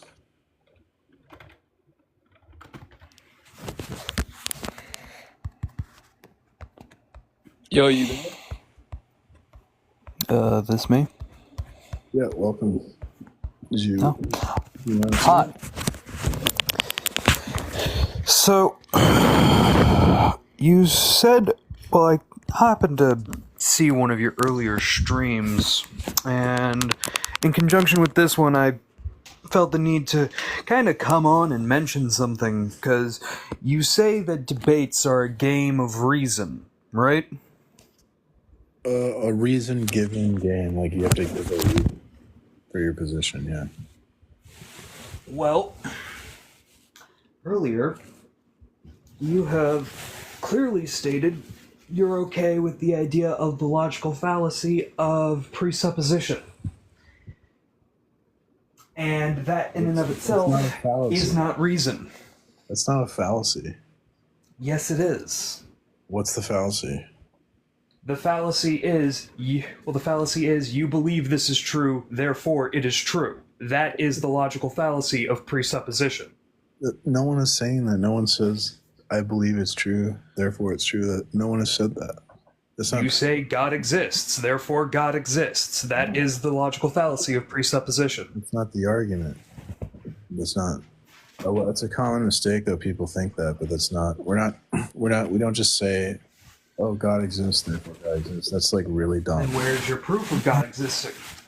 So the proof of God existing is like, I can just any fact, right? I'm going to say that God's necessary for facts, like the fact that we can have a conversation right now or talk to, communicate. Why is God the requirement for that?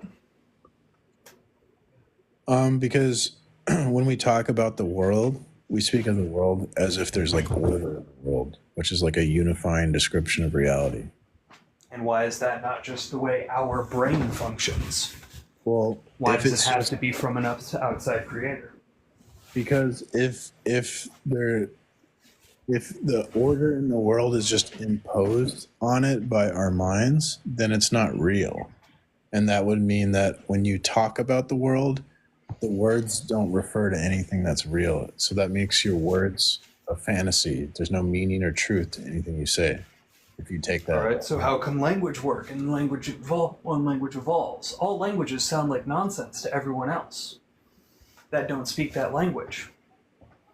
Right, so like... Isn't that just a form of us imposing uniformity and meaning onto what would otherwise be meaningless blather? Okay, but if that's the case, this is what I'm saying. If it's us just imposing the order onto the reality, then it's not real. And that means the words that you say don't refer to anything in reality, so they're meaningless. Our words only have meaning if, like, the word basketball means something because it refers to like an actual thing in reality, a basketball, right? Yes, exactly. That is because it's an observable thing that we have put a definition to. Where's the observable evidence of God? That's on. Look at the trees. Why are the trees evidence of God when it very well could just be that they happen? Because a tree is like a group or category. Yes, a category that humans made to define something that we see that encompasses a larger group of organisms. If you just made the category, then the category doesn't exist. So when you say there's the tree, it doesn't really exist. So there's nothing in the world. The word doesn't refer to anything in the world. So if you take the position there is no God, all your words are meaningless. Therefore, if you think that we're speaking in any sort of meaningful way right now at this moment, then there must be a God. It's necessary.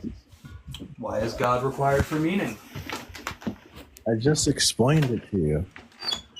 For the words to refer to something that actually exists, because a group doesn't exist in the natural world. You understand that, right? Categories aren't yes, I understand physical that things. So for those things to exist, they have to exist in the mind of God, right? And if they don't exist, my counter would exist. Well, my counter would be, why is it that it has to exist within the God of mind, and that it can't just simply exist, and we have put categorization to it, and we have put order upon it? Because we are thinking, functioning beings. It's not referring to anything then. There's no connection. Except it does. We clearly see the trees. We clearly see the world around us, that it does exist. Why does it have to be that it only exists because of a God? Because that's the only way the word could refer. The word tree could refer to the category tree, as if the category exists in the mind of God. Where else would it exist? It just simply does. That's okay. See, that's the reason-giving game. You're not playing the game though. That's cheating. How am I cheating? The universe exists beyond our observations. You started this whole thing. You started this whole thing by saying that my argument was, well, God exists, therefore God exists. And now you are the one arguing, well, groups exist, therefore groups exist. No, I'm not saying that the groupings by themselves inherently exist. I am simply saying that we as people have put things into those groupings.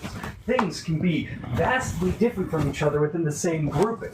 You wouldn't say a house cat and a lion are the same thing, but we classify them both as felines because they share enough similarities that they can be classified together. You wouldn't say that a human and a platypus are the same thing, but they share enough similarities that they can both be classified as mammals. Yeah, and for that God has to exist to do that. You're saying that there's like a connection between these things you perceive. If there's intention behind the world, if there's a purpose, something is purposeful, purposing the connections. If there's no purpose, there's no reason to think that there's a connection there. I'm sorry, my headset died in the middle of your argument. Could you please repeat yourself? Yeah, when you're talking about these like classes and categories, like you're saying that this one thing is similar to this other thing. Describing a connection, there can only be connections between these things if there's something that purposes the connection. If there's no purpose, there's no connection. You're just making it up. Why does there have to be purpose? Because why can't it just exist? Because like there's like so much background. I can't. It's hard to hear you. Yeah, sorry. Is that better? Yeah.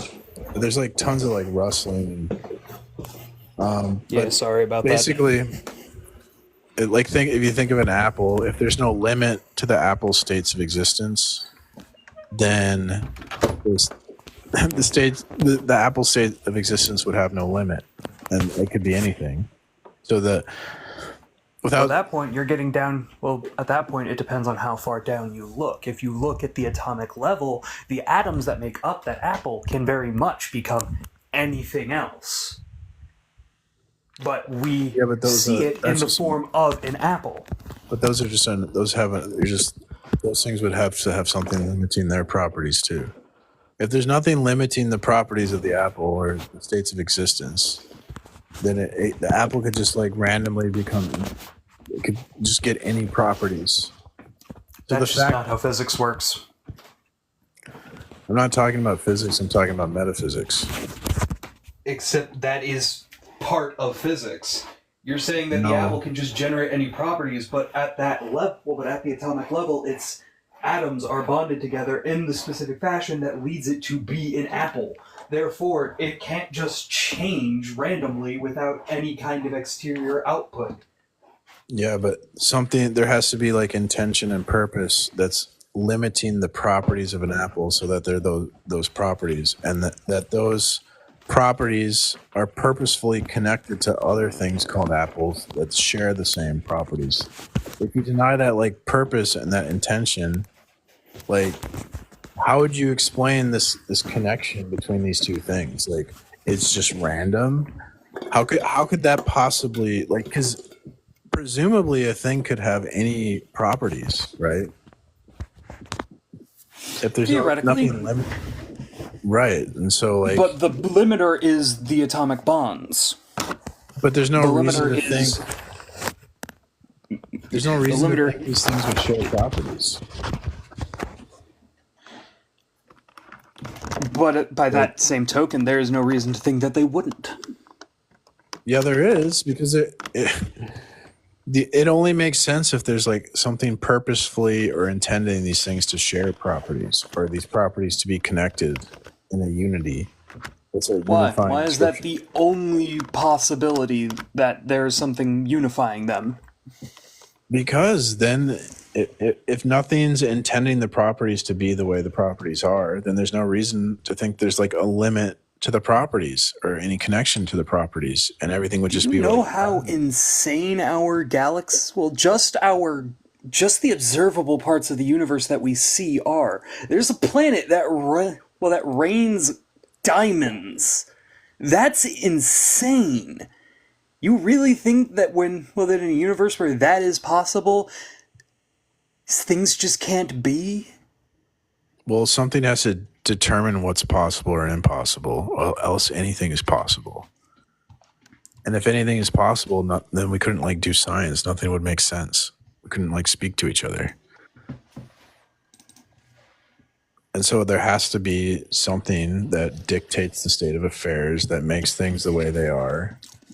And the only way we can know that thing is if it reveals itself to us. And therefore, bingo bango, Christianity is necessary to make sense of the world, to explain Why that is Christianity specifically the thing that is necessary? Why can't it be Islam or any of the pagan faiths that exist? Why can't they be the things that have applied facts to the universe instead of your specific version of God? It has to be a God that reveals himself over the course of human history. So it's got to be like Judaism, Christianity, Islam.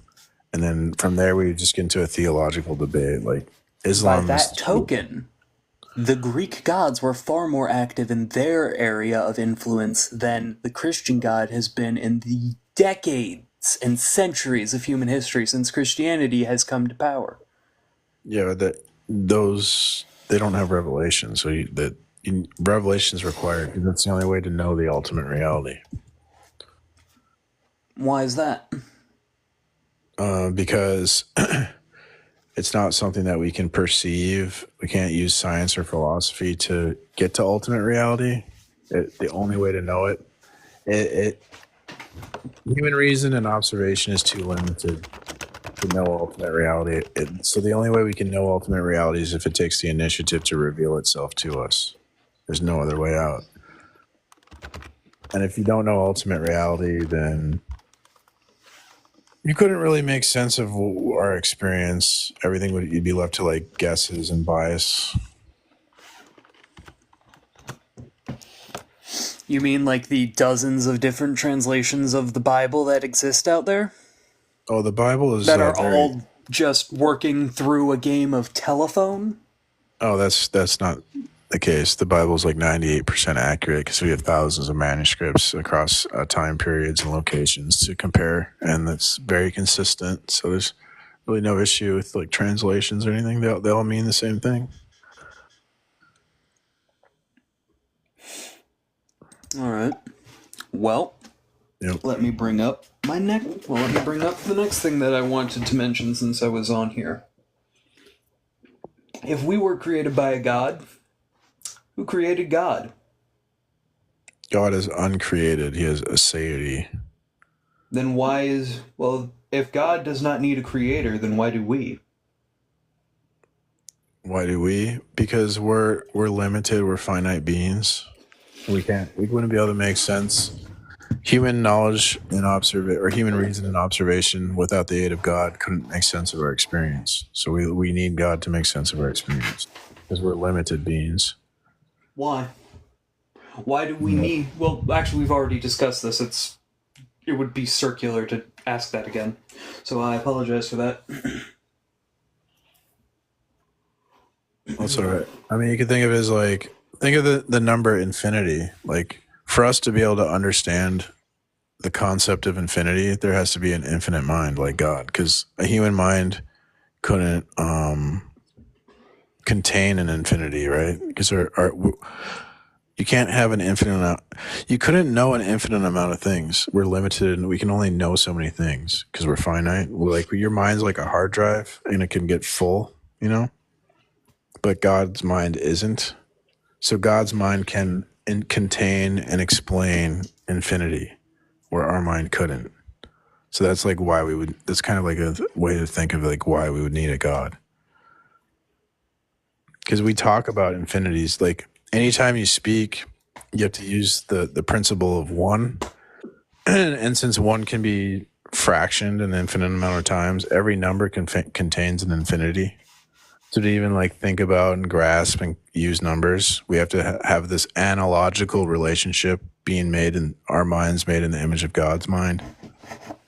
So we think analogically like God. That's why we can talk about numbers and infinities and universals and That's the only way things make sense. So there's really like no way out of this argument. It's pretty, but the atheists won't tell you about this. They'll just like laugh at me and make a joke out of me and stuff because they can't respond to this argument.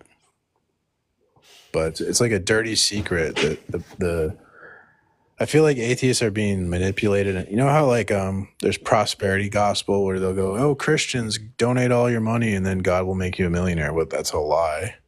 Well, I feel like these atheists are lying to people like Matt Dillahunty or I don't know who are these popular atheists like a Richard Dawkins or something.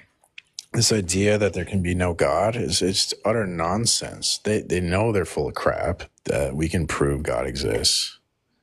These people, I feel like these people are like lying to everyone. I mean, and then there's all these like gullible people that want to believe atheism is true, and they just eat it up, even though there's no evidence.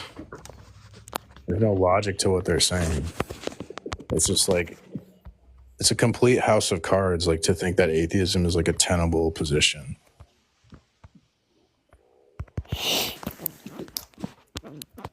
Well, good thing I technically don't classify myself as an atheist, then.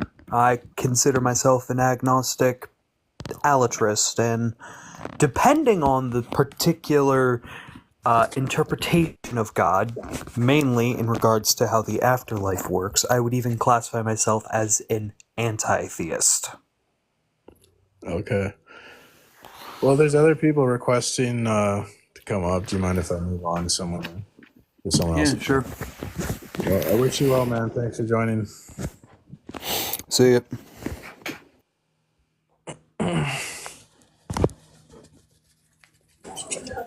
Hello? Welcome. Yeah. I was basically in the chat. I was kind of explaining that it's kind of the wrong way to say what you were saying because his question was, if we need a maker, why does God need a maker? The correct answer to that really is because God isn't limited by time, space, and matter. And if you're not limited by time, then you don't have a beginning. You don't have to have a beginning. But humans, because we live in a universe that's based off of three core principles: time, space, and matter, which means we're limited by time. If we're in this universe, we're limited by time, we're limited by space, and we're also limited by matter. So if we're limited by time, then that also means we have to have a beginning. But God doesn't, because he's outside of all those aspects. Well, that's not like the biblical God, because in the Bible, God's not outside of time. He enters into... And he has to be outside of time in order for him to create the universe. But in the Bible, God is not outside of time. He enters into time with us. So I would not agree with your position because I'm a Christian. I'm a Christian too. You need to read Ryan Mullen's book on time and God. Summarize his perspective. I think your position is not good. What? Why? You have to. I mean, I have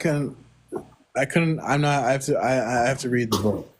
But can you just summarize this position for the sake of the conversation? God, that time is an attribute of God. The life of God represents the first moment of time, and then I think creation is the second moment or something like that. So time would just be an attribute of God. You wouldn't be outside of time. Whoa. When I say that God is outside of time, it could also be an attribute of God as well. Because he created time, right? No. If he's outside of time, then time wouldn't... That would be a contradiction. No.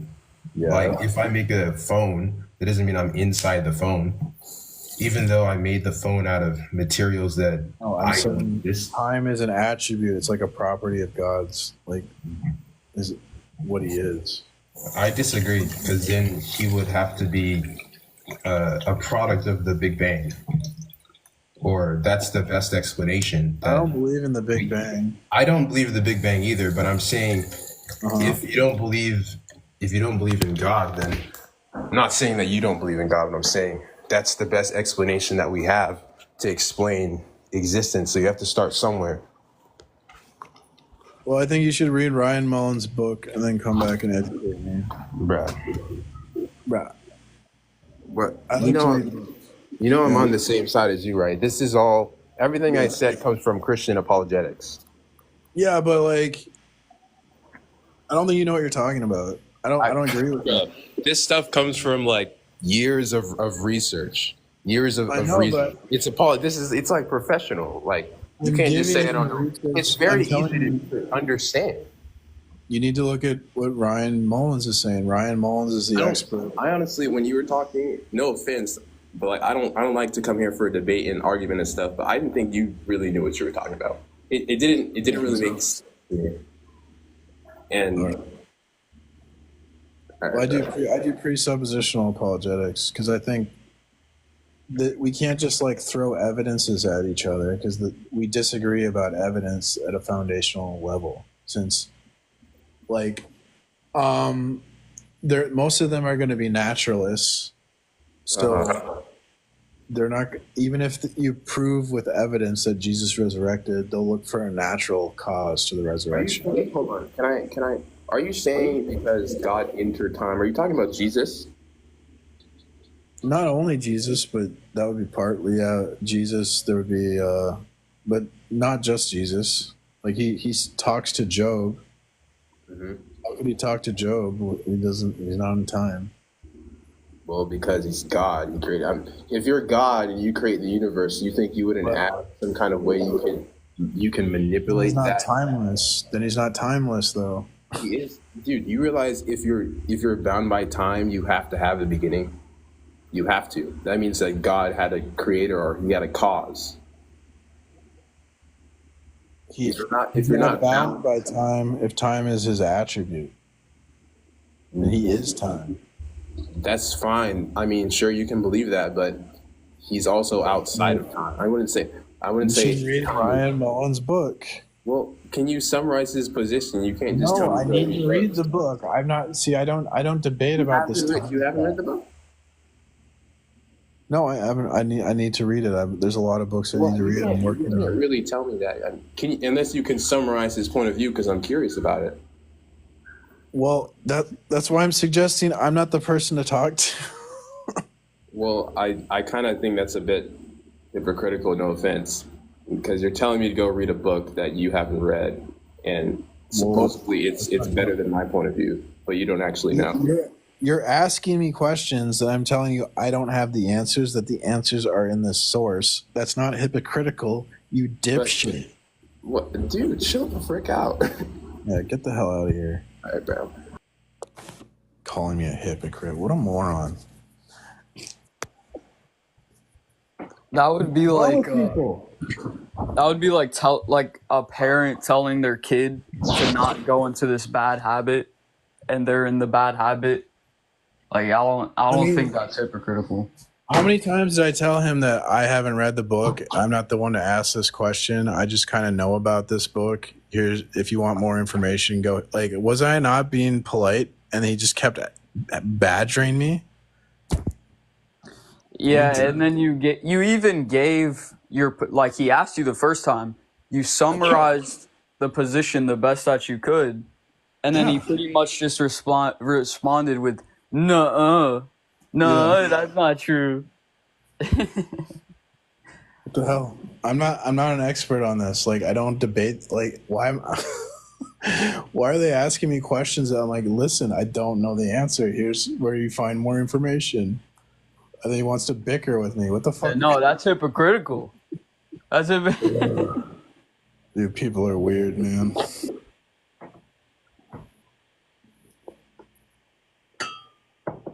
Yeah, that's something that I'm not educated on either. Whether or not God is in time, but yeah, Darth will talk about Ryan Mullins is the expert, and I think this makes sense too, because I agree with like this idea that God's outside of time. That doesn't seem to jive with what the Bible tells us, and this is what Darth will tell you, and this is what Ryan Mullins will tell you. Darth has read the book, so Darth would be a better person to ask. So that person should go ask Darth Dawkins, my master. I'm a mere minion. You need a Sith Lord for that question.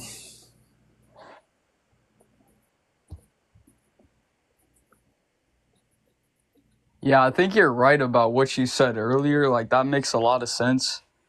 And I'm honestly surprised. Darth does kind of say a bit about his upbringing. He was talking about how he used to study a lot. Mm-hmm. He was Catholic. Oh, that makes sense. That's why he's like, he says he became a Christian when he was like, I think in either late teens or early 20s.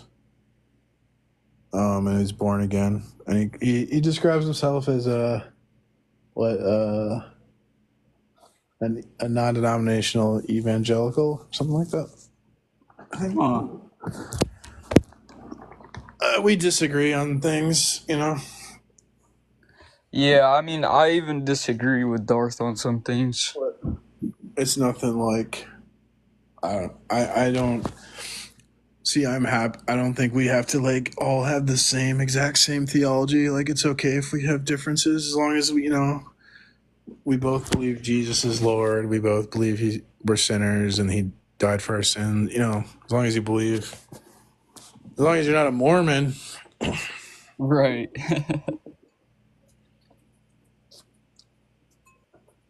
Wait, was it on your live yesterday? Somebody was trying to they were basically lying.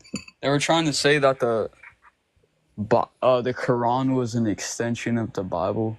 Nah. I think I saw that Someone somewhere. was saying that on my stream. Oh, okay. That's true, actually. That's what I think the Quran claims, that because it'll say like you can verify the Quran by the Torah and the Bible, but the Bible will say that if they add on to Scripture, then it's like BS, right? Right. So the Quran would affirm the Bible's true, but if the Bible's true, the Quran's not true. So that's an argument against Islam. And so what Muslims will say is that the Bible was corrupted. But then it's like, if the Bible was corrupted, why did you put in the Quran to check a corrupted book to verify the Quran's true? That doesn't make sense. Right. And the Bible, or no, not the Bible. The Quran actually points to Jesus. It's crazy. It's crazy. Like, there's some verses that explain how like someone's gonna like suffer. I forget. I think all the major religions believe in Jesus. Or like, isn't that something like, don't like all religions kind of look at Jesus as like a important historical figure? Like, Yeah. Especially Islam. They actually believe that he was like a prophet or something. Yeah, but they actually agree with us that Jesus was born of a virgin. And I've been like, I don't know if you know too much about it, but I've been looking for a good rebuttal to like Judaism, because I was talking to like a Jewish person. I never seen a debate, so I don't know actually. Oh, okay. But I was speaking with one.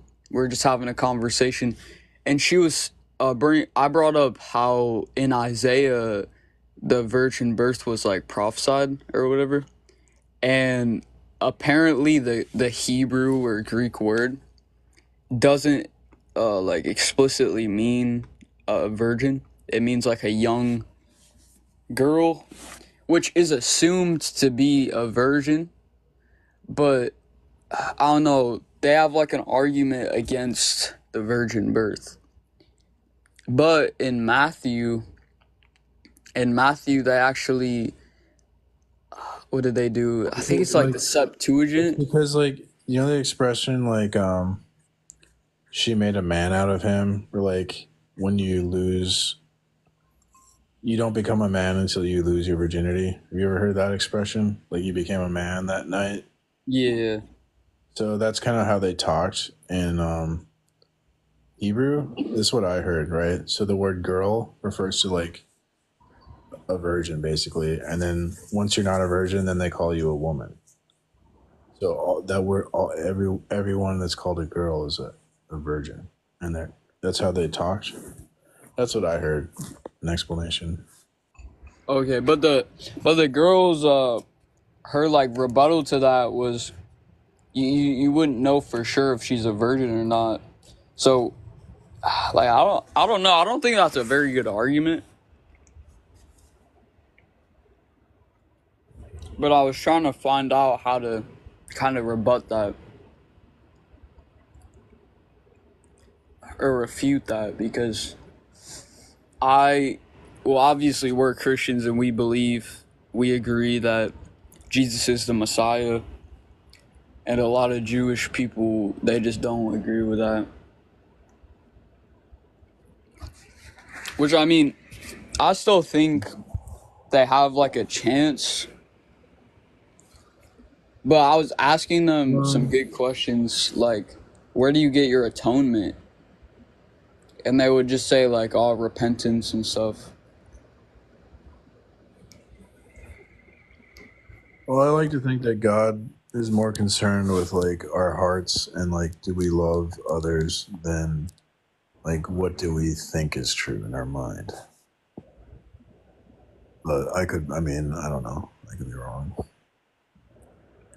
But you ever notice you don't see Jews debating too much? I think it's because in the Torah they don't really try to evangelize or spread Judaism. They kind of keep to themselves. Right, that's true. I don't really see too many. I don't really know to argue against Judaism because it's usually just Muslim or Christian debaters. There's not really any Jewish debaters. I mean, there are, but they're just rare, right? I never see them. Right.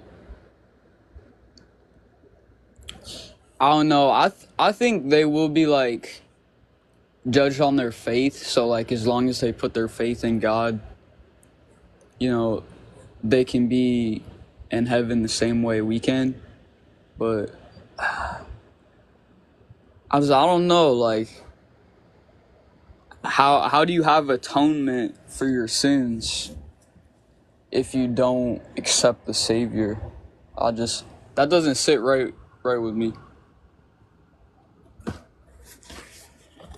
But sorry, what? I think about like accepting Jesus is about accepting God's love in your heart. So I don't know. I just like really focus on love as like the most important thing in Christianity. Like Jesus and God and love is like all synonymous or something. Unconditional divine love.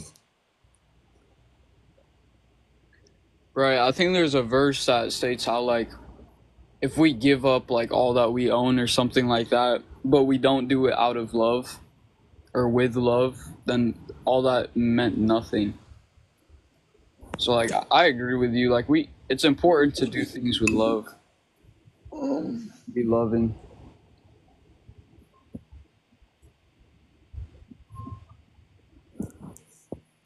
The example Jesus told about the Good Samaritan, right, where the man was injured on the road, and a Pharisee and I think the other one was like a Levite priest, and a Pharisee didn't help him.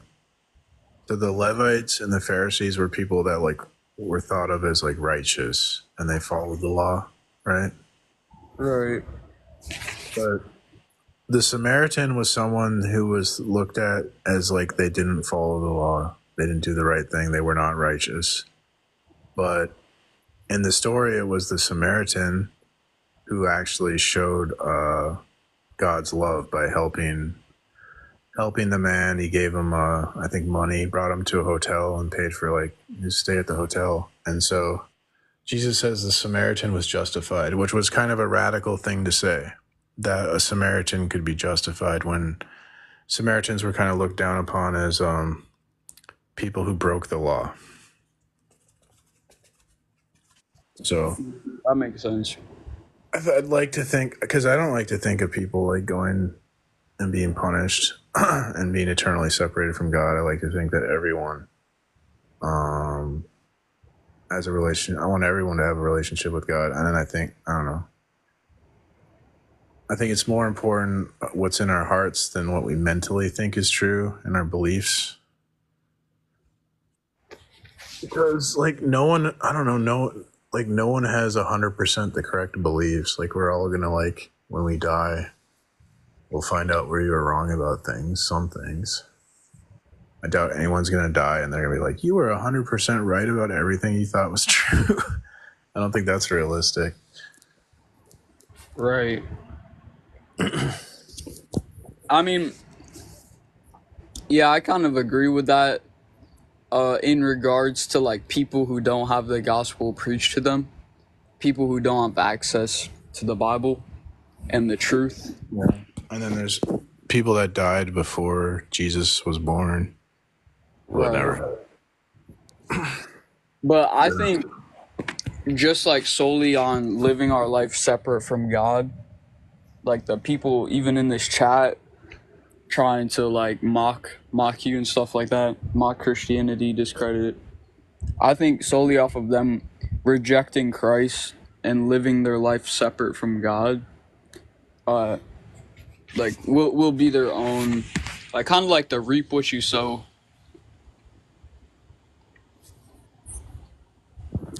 Yeah, I agree. Well, because I tried to live, I know from firsthand experience, because I only became a Christian when I was like 37. So I tried to live a life apart from Jesus, not having a relationship with Jesus.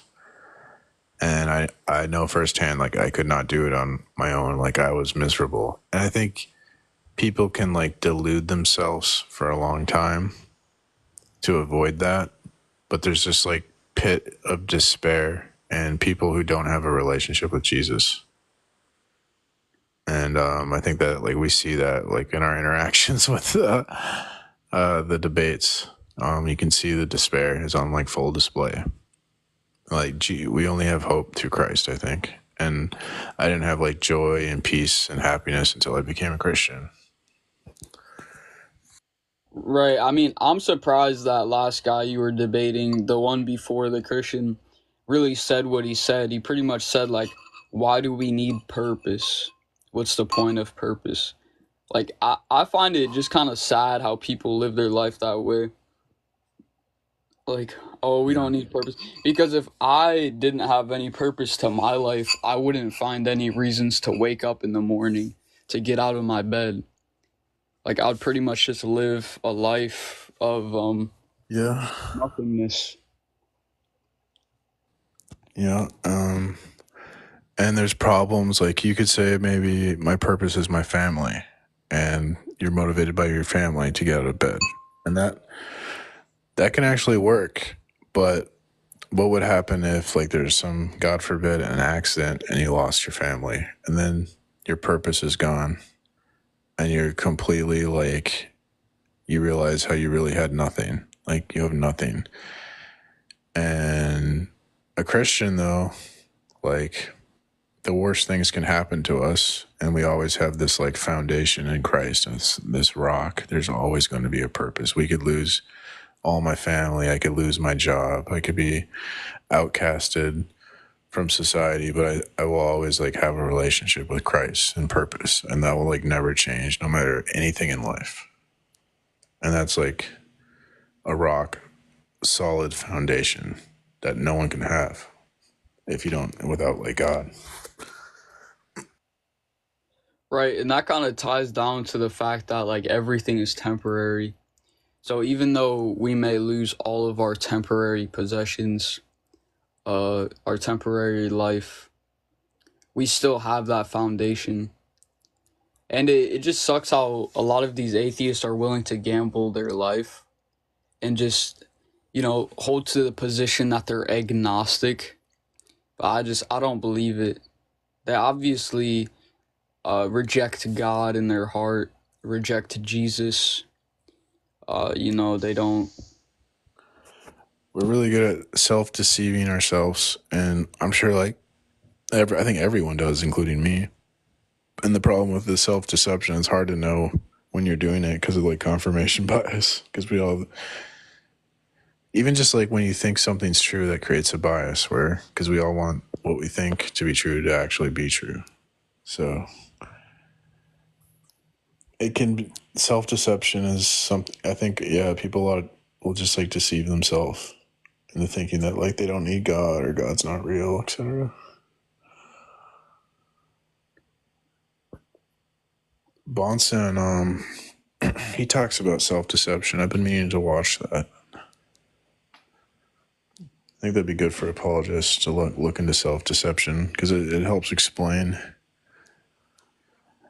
That's a good defeater for what do they say? Non-resistant non-belief would be inconsistent with Christianity. I actually agree with that. Evidence can be subjective.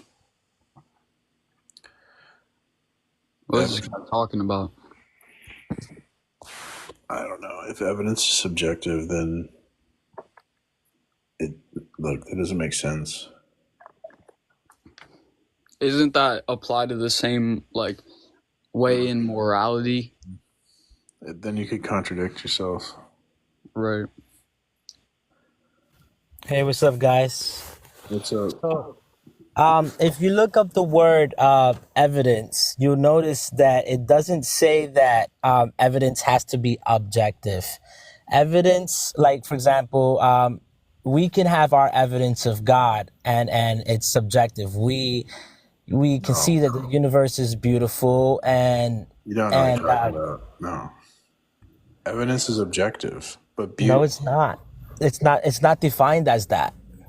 Yeah. What would even subjective Okay. evidence? What would that even mean? Whatever is evident to you. Like to me, it's evident that God exists. The universe is beautiful because That's not God evidence. created it. If it's only true because, like, my opinion, that's not... It's not an opinion. It's a logical conclusion. Subjective means opinion. No. Yes. It just means that it's from your own processing. Yeah, I don't think... An opinion... You're not using the word correctly. An opinion is like you just have a certain point of view. That's what we mean when we say, like, subjective versus objective. It's opinion versus, like, fact of the matter. I think that subjective is like your own processing of information, but an opinion is just like your own thoughts. Opinion. No, subjective means opinion. That's what it means.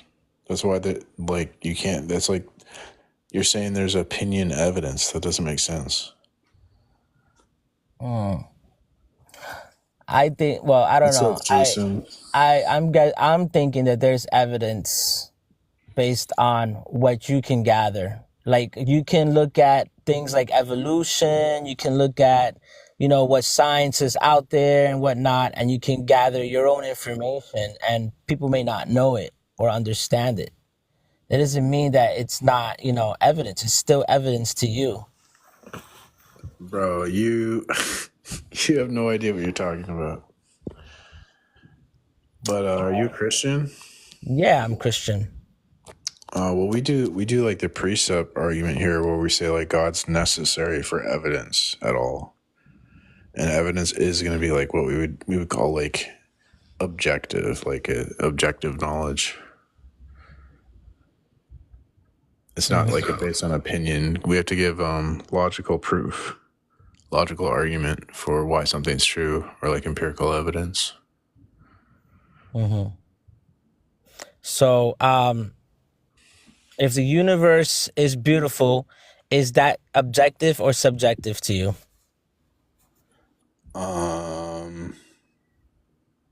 That's a good question. Because to me, it's both objective and subjective. People believe that it's subjective, but if everyone agrees that the universe is beautiful, then doesn't that kind of make it objective? I think I think that's debatable. I think that when it comes to beauty, I think there are some things there's some objectiveness and subjectiveness to beauty. So that one's I think there's nuance to that.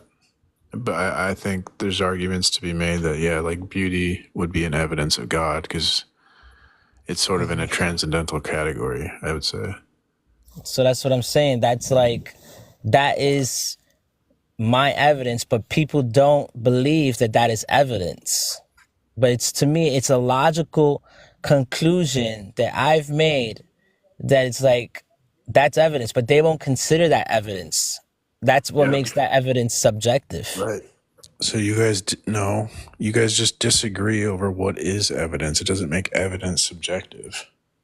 And then we have to debate over how So you're evidence is saying that possible or basically what is that evidence, that specific evidence is objective?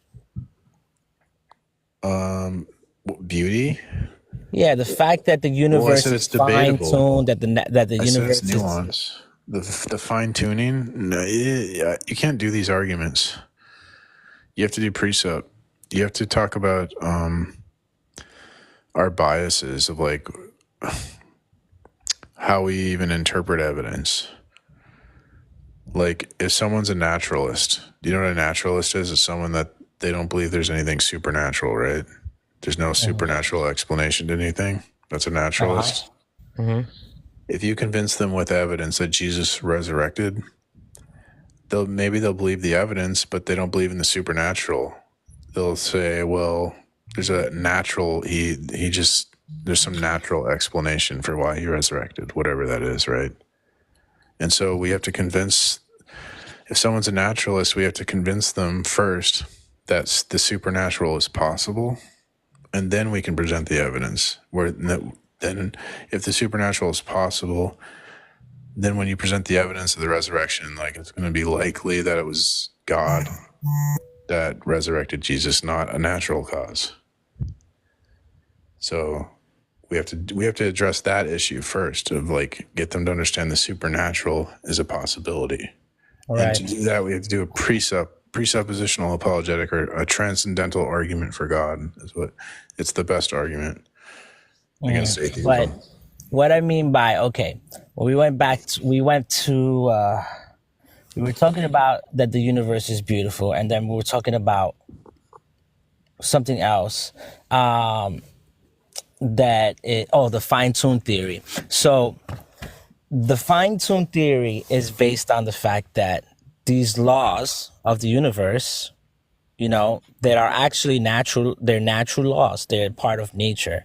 Like, what creates the universe beautiful are these laws of the universe, and they're a part of nature.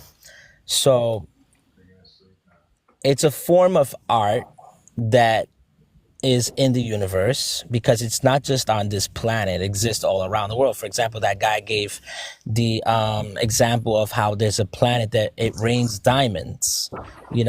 Every planet is unique and special in ways that we don't know yet, but we can, by studying a little bit of it, or, if we were scientists or whatnot, by studying a little in depth of what each planet is like and whatnot, and it's,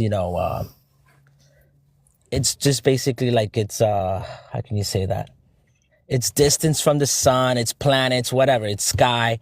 We can see the beauty, the art behind everything. We can see that in nature itself is a form of art. It's creating things in a special, beautiful way. So the fine-tuned laws are like tools used in art to create our universe and to make it special. So I feel like that is clear evidence that, a God does exist. But, it's like you said, I can say it's objective, but if we disagree, that's what makes it subjective, Oh my goodness. Okay. All right. Well, thanks for coming. No problem, man. Right. Thank you for listening. God bless. God bless you. Yeah. That guy needs to, I don't know. I would say it would be better to choose the order of the world, like order and design, rather than what did he say, that nature is beautiful? Yeah. Well, I think there's an argument to be made from beauty that beauty would be evidence for God. I don't know how to put in a. I haven't thought about making a precept argument of beauty. I'd have to think about that. But you have to do a transcendental argument for God because, like I was saying about the debate is the key. The key point of the debate is we disagree over possibilities, what's possible and impossible. We think the supernatural is possible. They typically will not think the supernatural is possible. But even if they do, I guess there's some weird atheists that might think the supernatural is possible. There's basically creator creature distinction is where the disagreement is. It's the creator would dictate possibilities, and if they deny that, we have to ask them, like, well, if it's not God that determines possibilities, then what determines possibilities? So the debate is about possibilities. And they want to say, well, I don't know what determines possibilities. Well, that's all fine and good, but there's entailments to that position, which is the implosion of their metaphysics. They wouldn't be able to know anything. They'd have to just, like, basically all their evidence would just be a guess.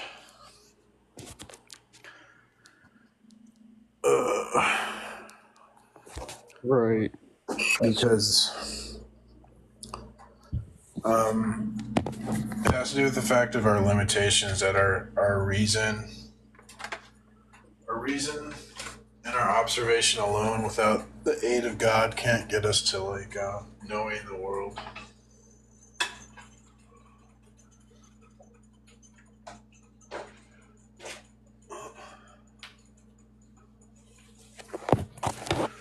I'm getting kind of hangry. Someone said all precepts are hangry.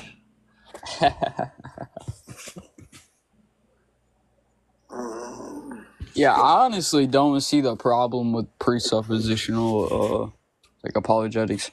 There is this one Christian on the on TikTok. I think his name is Mandy. Yeah.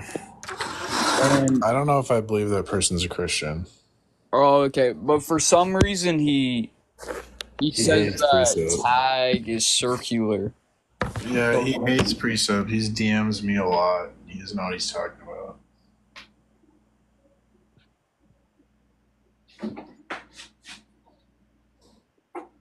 Like, I'm not trying to gossip about him or anything, but That's fine. That person has messaged me a lot. They're very weird. They like this. They think it's their mission they think I'm a liar, and they're following me around to expose my lies. wow. Are you back on the TikTok? It says your screen's paused. It does. Can you hear me? Yeah, I can hear you, but it says it's paused. That's weird. Must have just glitched out. I can probably fix it. Can you do the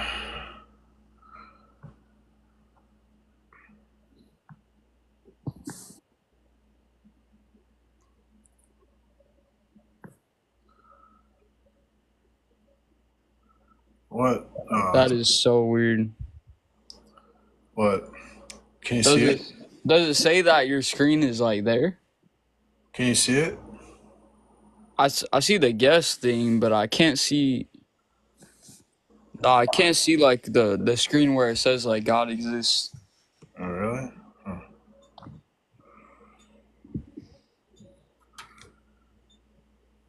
That is so weird.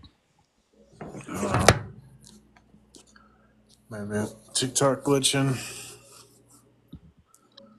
See what people in the chat are saying. People in the chat usually just like fight with each other.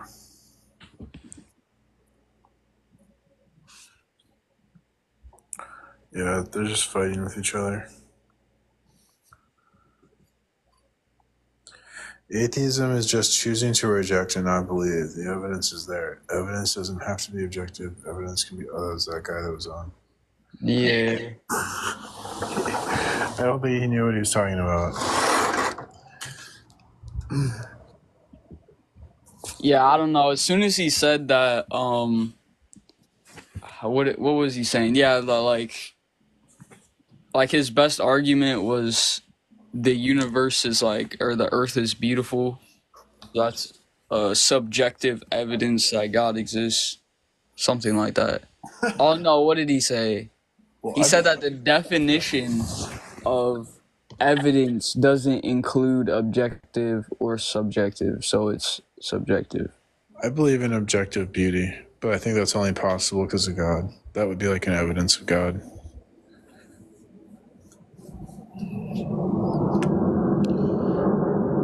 But I think beauty is kind of funny where I think there's an objectivity and a subjectivity to it. I'm Yeah, I trying to don't think know. the same with like morality. I would say that beauty is like kind of like symmetry. I don't think something has to be so black and white. Something can be like complex and nuanced. Like beauty is kind of a complicated subject. Yeah, I would agree with that. Because there's definitely like subjectivity involved in beauty. Like they say, beauty is the eye of the beholder. One person might find someone attractive, another person might not. But there does seem to be objective standards at the same time. Like there's these like types of looks. There's like certain like, I don't know if it's like geometric or what it is. There's some certain like features that are universally like desirable or something. Oh, it's back. It's back. Now I can see it. Okay. But yeah, I would agree with that. Like that's a fair point. It's a miracle. You were blind and now you can see. Presupposition is the only thing you have. They think when we say presupposition that we're just saying we assume without evidence. That's not what we're saying. Maybe presupposition. Maybe we should use the word bias. I think bias. Bias. Hey Billy, I have a question for you. You say all in all the universe is beautiful. I agree with that, but objectively or subjectively?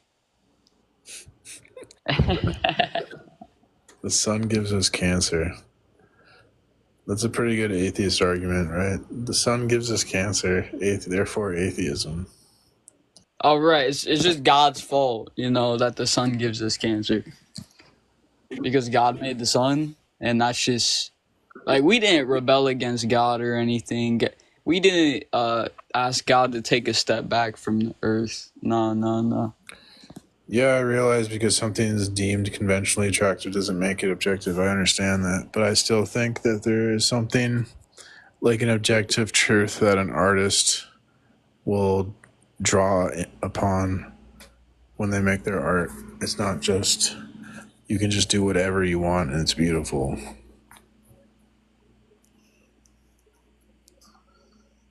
But it's kind of fuzzy. It's hard to, I don't know.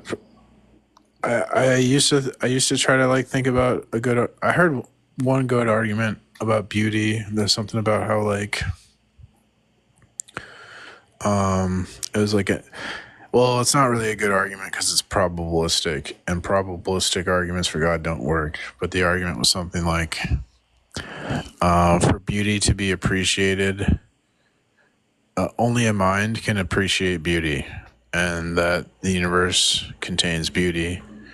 And so, since the universe has beauty and only a mind can appreciate beauty, it like raises the probability that a mind created the universe, because it'd be more consistent that the universe with beauty that can only be appreciated by a mind would be created by a mind than created by a non-mind, or the result of non-mind, which can't appreciate beauty.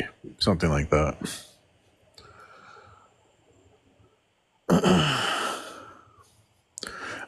I remember thinking that made sense back in the day. Now thinking about it, I don't know if that's the best argument. Yeah, I would say the tag just like wins. Yeah, tag is the best argument, but I think we should use also like emotional arguments, and there's something called pathos, which is kind of like arguments about. I think we should like appeal to like people in history that are Christian and that are respected, like respected Christian historical figures. Like when I talk about Frederick Douglass, right? So because Frederick Douglass, he was a Christian, he was a slave, he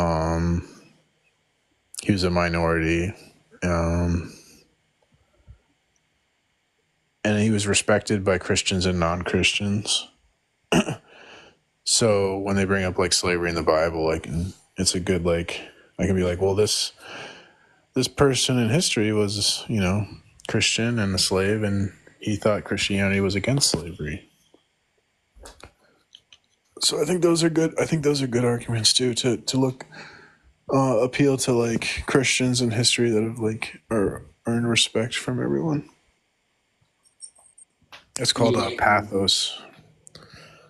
Okay. It's a type of rhetoric. It's not logical, but it's kind of like what commercials do. Like if they have LeBron James drink Pepsi, and then it's like, oh, Pepsi might be good. So it's like you just appeal to like Martin Luther King Jr. was a Christian. Like everyone likes Martin. I'm not a big fan, but because he was abusive to women. But everyone likes Martin Luther King Jr. You could be like, oh, look at this like famous person that everyone likes. They're Christian. That's actually like a good rhetorical strategy, even though it's not logical, because people respond to like dumb crap like that. They don't really respond to logic. And people respond to like emotional appeals, so like what they want to be true. So like you could say, well, don't you want to like go to heaven and be with like you have loved ones that passed on and you want to see them again, right? Like if Christianity is true, you can see like your mom again. Oh yeah, kind of like what you were talking about with that lady yesterday. Yeah. Right. She said, well, if God's true, then why did my child unalive? And that's understandable. That must be awful. I can't imagine. But then, yeah, I can say, well, if Christianity is true, you can see your child again. Right. So you can kind of like take what they say and then just reframe it and repurpose it in a way to make it an argument for Christianity. Like one time, I don't think this is like maybe the best argument, but one time someone was like, oh, well, all these other religions and societies had similar moral rules than that the Christians have or something. So that's evidence that Christianity is not true because other people have similar morals. And I go, well, the fact that they all have the same morals just means those morals are true. And that means Christianity is true. I can just like take what they say and you can kind of like flip it right back on them. It's like use their own logic against them. Yeah. Do you like the fine tuning argument or kind of like the fine tuning in order, or do you not like that? No, because I think you have to they'll just say it's like an illusion of design. So you have to show them like how if we take that position that the design is an illusion, that it reduces to absurdity. Okay, because sometimes I think like it wouldn't be like too bad of a proof if you explain how basically if some things were just a little bit different, like temperature for example, this earth would be like unlivable, like unsustainable for humans. So I mean, I get what you mean now, because they'd probably just make up a naturalistic. They say that it's just an illusion that the universe is fine tuned. That's what they say.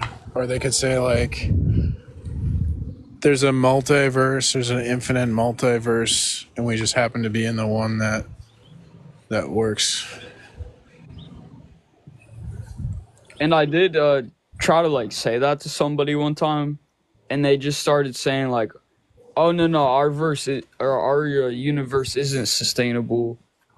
Like trying to say something like, or yeah, sometimes they'll say it's not fine tuned because there's no other habitable planets.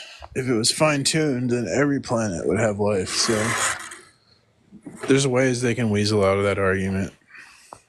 yeah, but they can't weasel out a precept.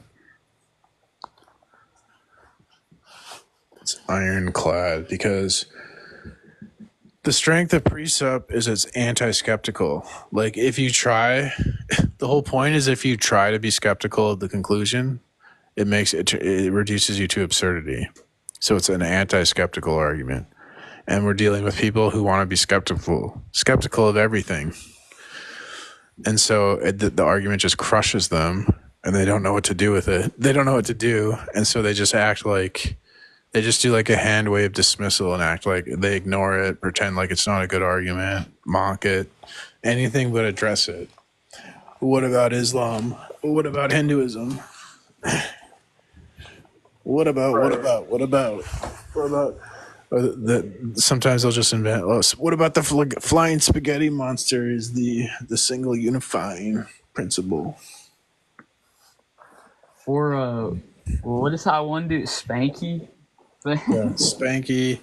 I mean, the arguments got like Peterson talking about Spanky and Justin talking about Doug the Rock. So that's the strength. The Precept has reduced Justin on Deconstruction Zone or something. It's reduced him to having this like pet rock named Doug, and then he talks to a rock, and he has the rock curse people that the rock doesn't like, all because of Precept. You can't make this stuff up. Like, yeah, these people are crazy. They can't escape from Precept, so they just you're right. They just get reduced to absurdity, and they live it out. They live out absurd, just absurdity, and they're okay with it. Hey, Darth. What's up, Darth? Oh, Darth. Today, some guy was asking me about. He's like, you should say God is timeless. You didn't answer that guy correctly. You gotta say God's timeless, right? And I was like, no, actually, I mentioned like Ryan Mullen's book, and like time is like an attribute of God. It's an aspect of God. He goes, no, I've been doing research for years. God's out of time. And I'm like, well, that's not consistent with what we see in the Bible. And he kept asking me to like go into detail. And I'm like, well, I haven't read Ryan Mullen. What's that? Was he a professing Christian? Yeah. I think he was a Catholic, or it sounded like a Thomist the way he was talking. Yeah, these are people who, they claim they have some informal education, and there are big problems with the idea of God being timeless. Ryan Mullins wrote his doctoral dissertation on it. He turned it into a book. Yeah, and I kept telling him this, right? And then he wanted me to like explain the whole book to him, and I'm like, dude, I haven't even read the book yet. What's his username? I can't remember his name, but he called me a hypocrite. I'm like, dude. He's like, you're telling me to read a book that you haven't even read? You're a hypocrite. I'm like, I'm telling you, I can't answer your question because I haven't read the book. And then if you want to answer, read the book. The hell's wrong with people? I understand the desire or the propensity to want to advocate God as timeless, because people want to hear God's aseity. But the problem is what you need to do is just start off with this. Just say, what is your definition of time? And 99 times out of 100, you're going to get somebody talking about, well, it's just time is, a series of events or the relationship between events. I need to read the book before I can get into this stuff. I don't even want to debate about time because it's so confusing. Okay, so you have to remember just a few key points. Time is a notoriously difficult thing to define. Okay? I would agree with that. That's why I don't like talking about or debating about it. Well, just read his 2 papers on time. Ryan Mullins? Okay. Yeah, he has 2 papers on time. They're in It's just ridiculous. He's demanding this information on me, and I kept telling him, like, I haven't read the book. You got to read the book. And he was just being a jerk to me about it. Like, yeah, what the hell's wrong with you? I'm literally trying to show you where to go to answer your question. I'm not sitting here like I'm an expert on it. I know I can answer every question. This is my live. Come ask me anything. Like, what is this? I'll simplify it for you, okay? All right. Well, I mean, I don't need to answer every question. It's okay if I don't know things. So this is I'll simplify for you. All you have to remember is this: the life of God before creation represents the first moment. I told him this actually. Yeah. A moment that doesn't begin, and out of that moment, which is the life of God, he brings into existence and succession all other moments. So a first moment would constitute some kind of time. Right. The life of God is the first moment, and out of that moment, he brings into existence all other moments. Yeah. Okay. Or the succession of moments. Okay. I should write that down.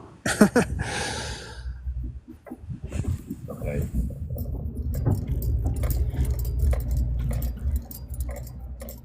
Yeah, I need to read Ryan's. You're paused. Okay.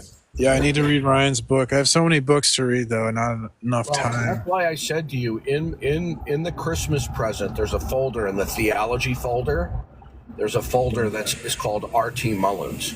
And in there's 2 papers on time called God the Divine Time Maker, and another paper called God the Divine Time Maker, the Divine Watchmaker. Okay. These are the basis of his newly released book. If you read those 2 papers, you'll be pretty much up to speed on the basics. Kind of like a condensed version of the book. Yeah, the 2 papers represent a condensed version of his book on time. Now, his previous book, The End of the Timeless God, it's not an easy read, but he totally eviscerates the idea that God is timeless. Right? It's popularly conceded. People who want to hold to classical theism, are adamant about it, But the point is, if see, Craig is an expert on time. Right? He's written numerous books on time, and he recognizes the problem. To say that God is timeless is absurd. But he takes the position that God is timeless before creation, or or without creation. But the moment he creates, God becomes temporal. So people don't know what they're talking about. It's that simple.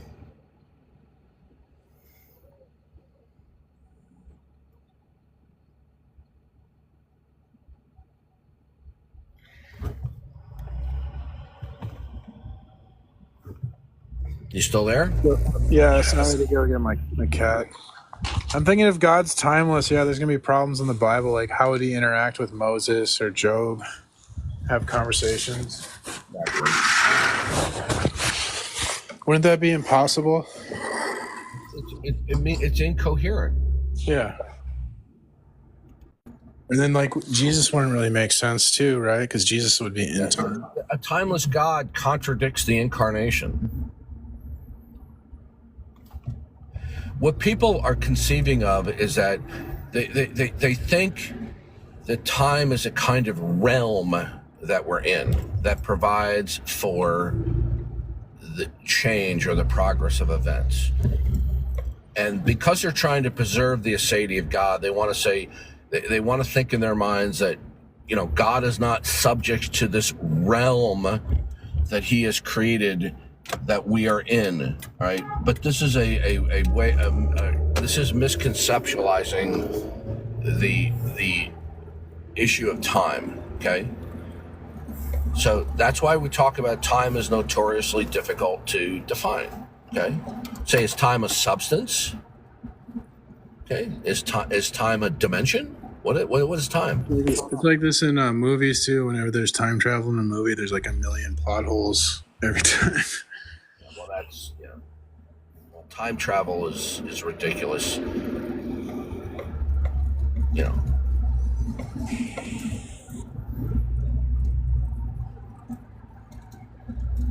But it's weird. I was talking the other night with some Indian Christians who were presuppositionalists. Right? Oh, really? But they held to notions of classical theology, and they were upset with me because I was critiquing God being timeless. When people get their hearts set on certain philosophical notions, they're not interested in hearing a better explanation. First of all, the Bible nowhere defines time. Okay? The Bible nowhere says that God is timeless. The Bible says that God is eternal, meaning he is without beginning and without end. But it doesn't say that God is timeless. Okay?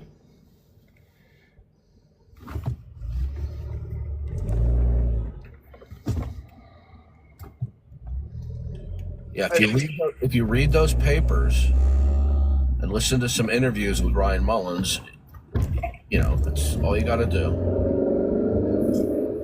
Yeah, I guess we are on the same page. It's just totally inconsistent. Implicitly, the Bible says he is in time. Like, it would be inconsistent to say he's timeless, and then God acts in time. Yeah. So the point is, they have this notion that time is this realm or dimension that God created, right? So time is not something that is coextensive or coexistent with God. Time is an aspect of God's nature. Okay, so Ryan Mullins says time is a natured entity that provides for the capacity of change. Time is a natured entity that provides for the succession of events and for there to be a coherent timeline. And so that is, time is to be identified at its root as an aspect of God's nature, right? Remember, it says God upholds all things by the power of his will. And when we're talking about change or the succession of events, it is God's being that provides for change and the succession of events. It's just that a lot of people aren't well studied on time.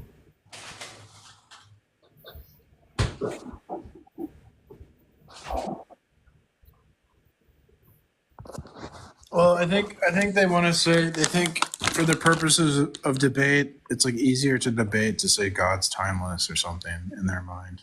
And I think that's why they... It's understandable why theologians of the past could take this position, because they're trying to preserve the aseity of God. And so we could agree with them. If you're talking about time as some way that you conceptualize the way the world is, okay, fine, right? And God is not dependent upon that.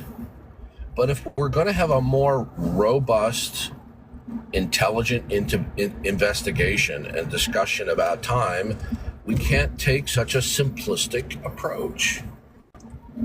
Okay? So if time, see, most people will hold that time is relational.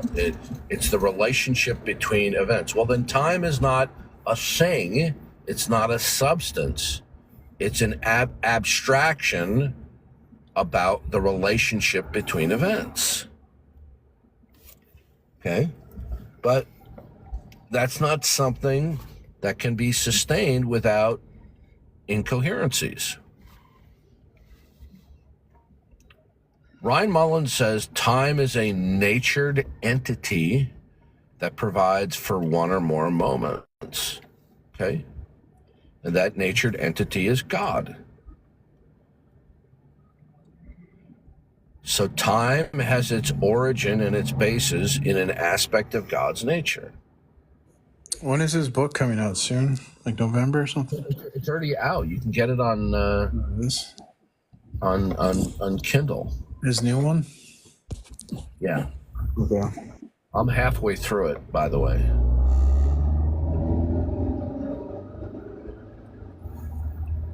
I'll talk to you about it later privately, okay? Yeah.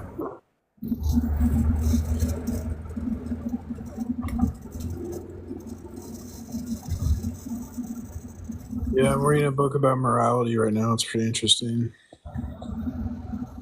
Trying to get through it.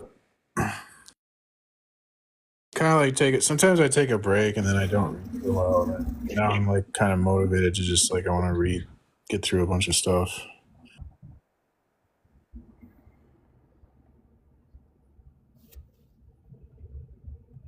Like I'll do my live. I'll read from books to fill like dead air.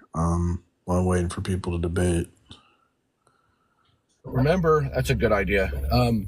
Remember, when we're dealing with unbelievers, it's not that they just hold a different conclusion, right? Or they're just formulating a different hypothesis. They have an axe to grind against God. They are committed to not acknowledging God, period. That's their starting point. They do not want to acknowledge God. Now, they will deny that, but that's exactly what their starting point is. So this is why that, they're just naysayers, they're just contrarians.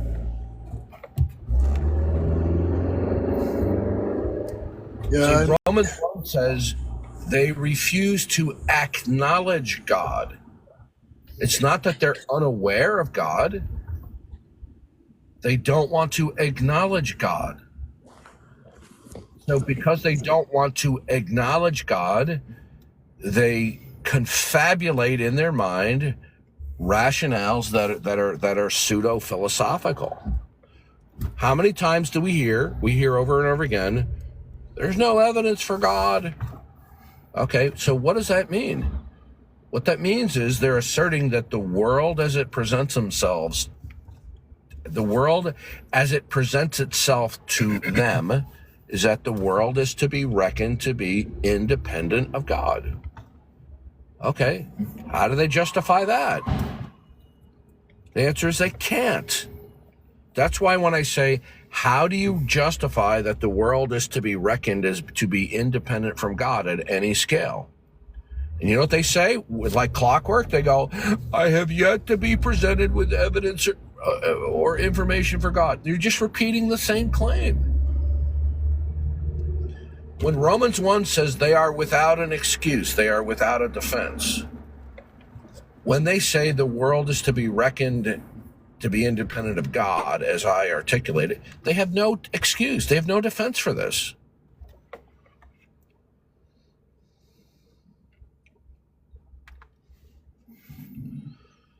See, this is the brilliance of Van Til's reasoning. If we do not accept that God is and that he's revealed himself in creation and history through Jesus Christ, then what is it that's identifiable that causally unifies everything? You can't think and speak intelligibly without the background information that various aspects of the world are unified.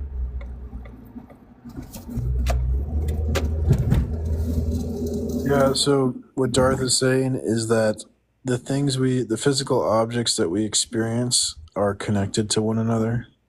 And without purpose or intention, there's no reason to think that there'd be any connection between any of these things. But we constantly experience connections, which exemplifies that there must be intention. And You say connections. I would qualify that by adding correlativeness.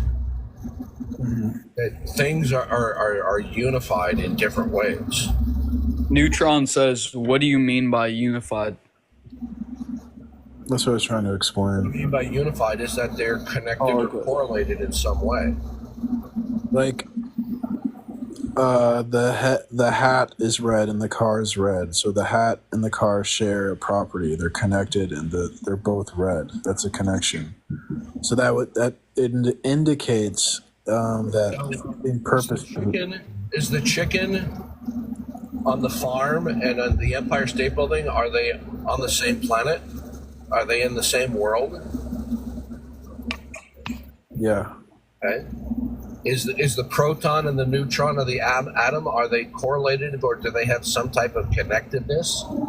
And what then provides for that? What are they just going to say? Well, it's just the nature of their properties.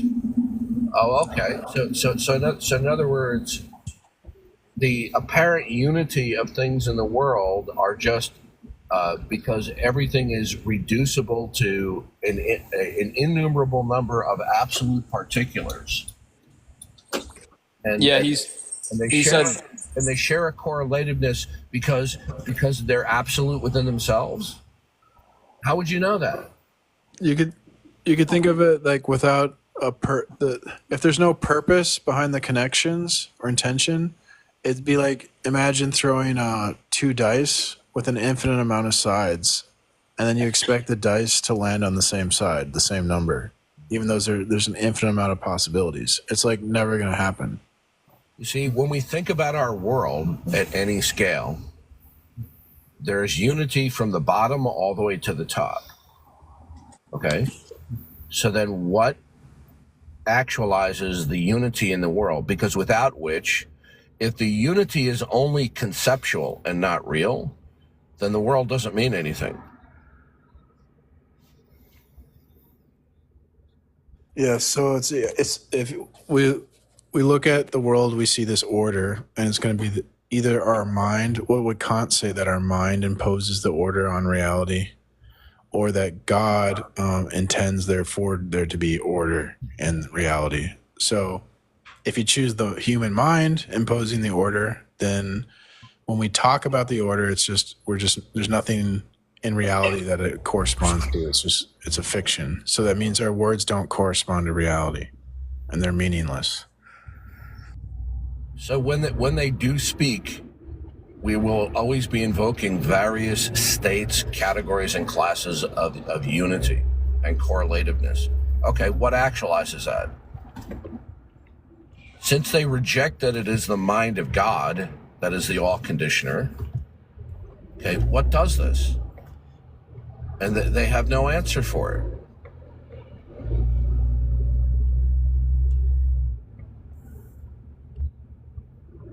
That's why a world without reference to God can't mean anything. Narwhal, when we ask what's ultimate reality and you say reality, that's not an answer to what is ultimate reality. Yeah, that's just an answer that somebody gives when they don't know what to say. That sounds like something T-Jump would say. Oh my gosh! You got to feel sorry for him. Because he suffers from special needs. All right, I'll be back.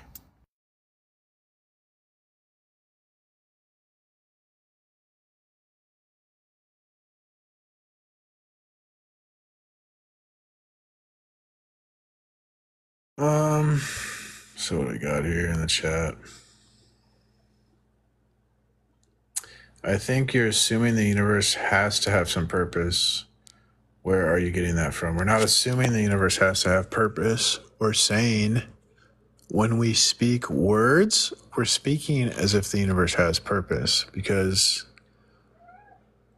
we use we speak of our experiences in terms of categories and groups to identify the experiences.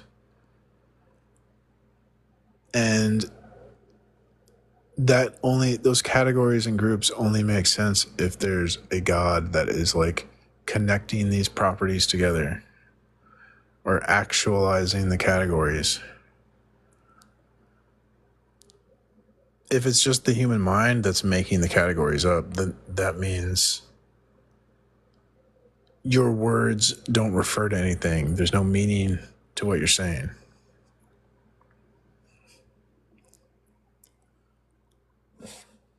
So unless you want to be reduced to absurdity, like you have to accept that the world exemplifies ultimate intention and ultimate design, and that as a result our words have meaning. There's a reference to the groups, the kinds, the classes, the categories. They can actually exist because God determines the state of affairs. God knows all the properties of the classes, categories, and kinds. And he actualizes them in a real world sense. God lends innocent people unalive of disease. Yes, God temporarily allows unpleasantness so you learn not to love the world, and you turn away from your love of the world and repent and accept Jesus in your heart. And I would say personally that us as humans, we've like flipped God off. So God responded by temporarily, granting what we wish, and he stepped back. And now there is unpleasantries in the world, not because he wants there to be, but because we chose for there to be, pretty much. Why does God has imposed the unpleasantries as a temporal judgment and as to facilitate his plan of redemption? Oh, okay.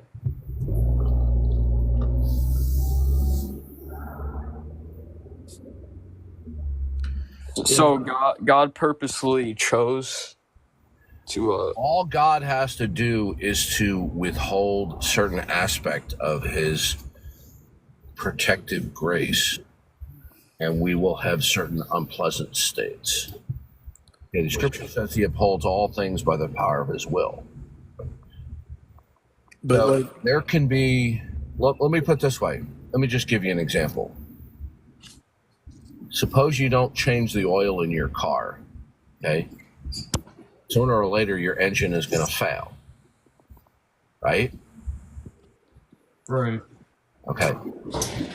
So God created a world, and he created it without defect or flaw. All God has to do to quote unquote impose certain temporal judgments that we experience during his plan of redemptive history is to withhold some of his sovereign grace. Okay, which would mean that the world would degrade in some way. So then you have hurricanes, tornadoes, you have earthquakes, okay, you have disease. So let me give an example. From a biblical perspective, there's a very decent possibility that before the flood, the Earth's atmosphere was at a much greater state than it is now. Okay? And so if the atmospheric pressure was greater than it is now, and the concentration of oxygen was greater, then this would have greatly inhibited disease and the shortening of life.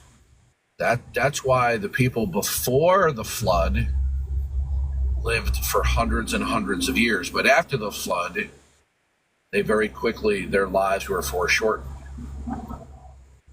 So God changed the certain parameters of the conditions of the world that resulted in people living only for less than 100 or 100 years rather than several hundred years. So disease, suffering, death, these are all judgments by God, whereby God withholds his protective grace, right? But it's all a part of motivating man to turn to God for salvation. Okay. So, like, God purposefully allows these things for his plan of redemptive history. Well, it's not God's will for some guy to shoot some other guy on a city street and steal his wallet. Right. But God has withheld some of his protective power and grace, resulting in the certain conditions of the world have degraded from what they were originally in the creation. And God does this as a constant reminder to people not to love this world, but to love him and repent. Okay. So does God purposefully... Oh, no, right. He just kind of like allows these things, like you said? Well, sometimes when we speak about God, okay, we speak about God actively doing things when it is simply God in his providence withholds imposing certain states. Right? So when the scripture says God upholds all things by the power of his will, then that means that certain degradations in our environment are because God has withheld certain of his protected power, so that we have certain conditions like earthquakes, tornadoes, and things like that, and disease. Okay. If God were to impose more of his sovereign grace, there wouldn't be earthquakes. So these things are a degradation of God's original creation. But they function as an object lesson so that humanity will not become complacent about life. Okay. You know, it's so funny is that in a world either with or without God, conceptually speaking, the unbeliever has no rational basis to complain about what is. Okay? In other words, you can't rationally fault God. In a world without God, what basis do you have to complain about anything? That's true. Okay, so because they can't falsify God, many of the TikTok atheists and on other platforms, they're going to plan B, and that is to defame God. They're trying to smear God and say, oh, look at what he did in the Old Testament.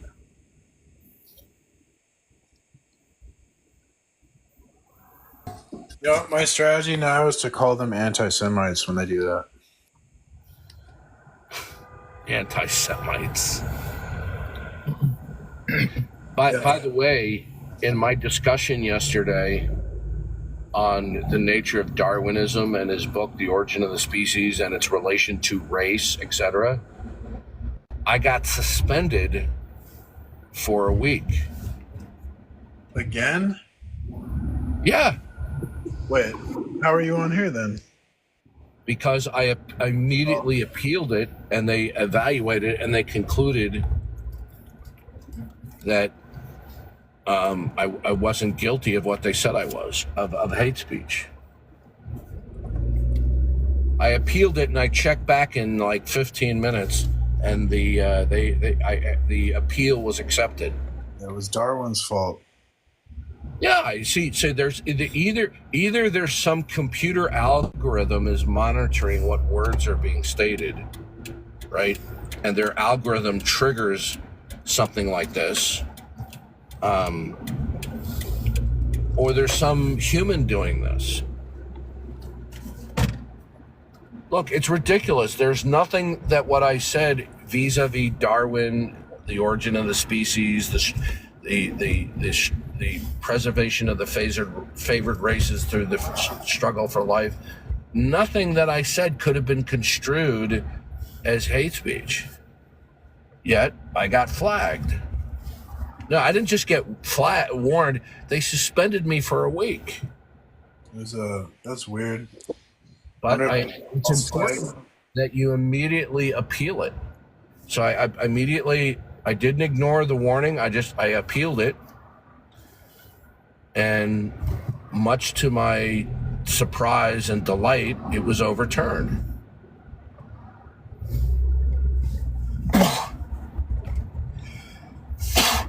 See, one of the things I've learned, if you criticize people and you have an angry tone, they're going to flag you for hate speech or bullying.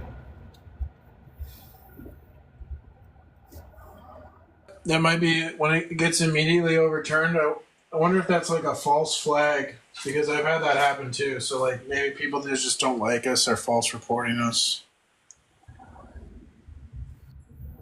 I don't know. That could be the case.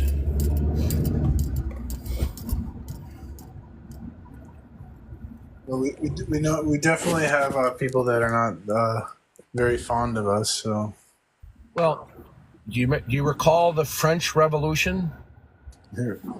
Slightly. The French Revolution was going on at about the same time that the American Revolution was going on, and the American Revolution, other than the deaths due to the military combatants, was relatively bloodless. But the French Revolution was extremely bloody, and they had people in there called the Jacobins.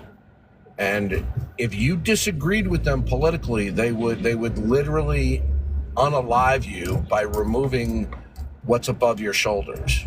It's called the Night of Terror, I think. It was a period of a year where they were persecuting anyone perceived to be That's typically what people that are atheistic do. Well, they went after. They were upset actually about the close ties between, I think it was the Catholic Church and the government.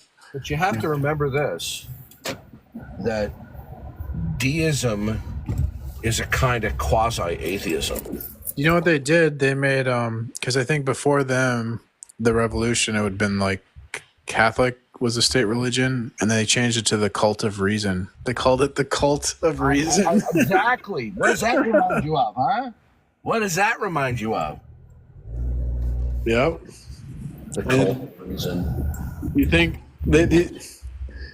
it's like these, reason doesn't lead to any like sort of ethical behavior, because they went around persecuting everyone that disagreed with them. Exactly. And that's what they charge us with, like Christians persecute people that disagree. Well, what happens when the atheists take power? It's the same thing.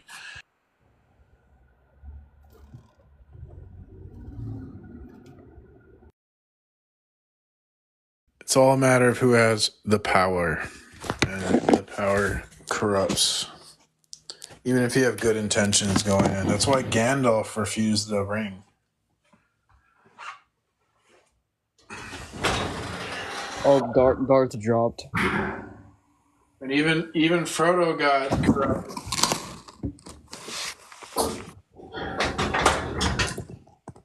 So no one is above being corrupted by power.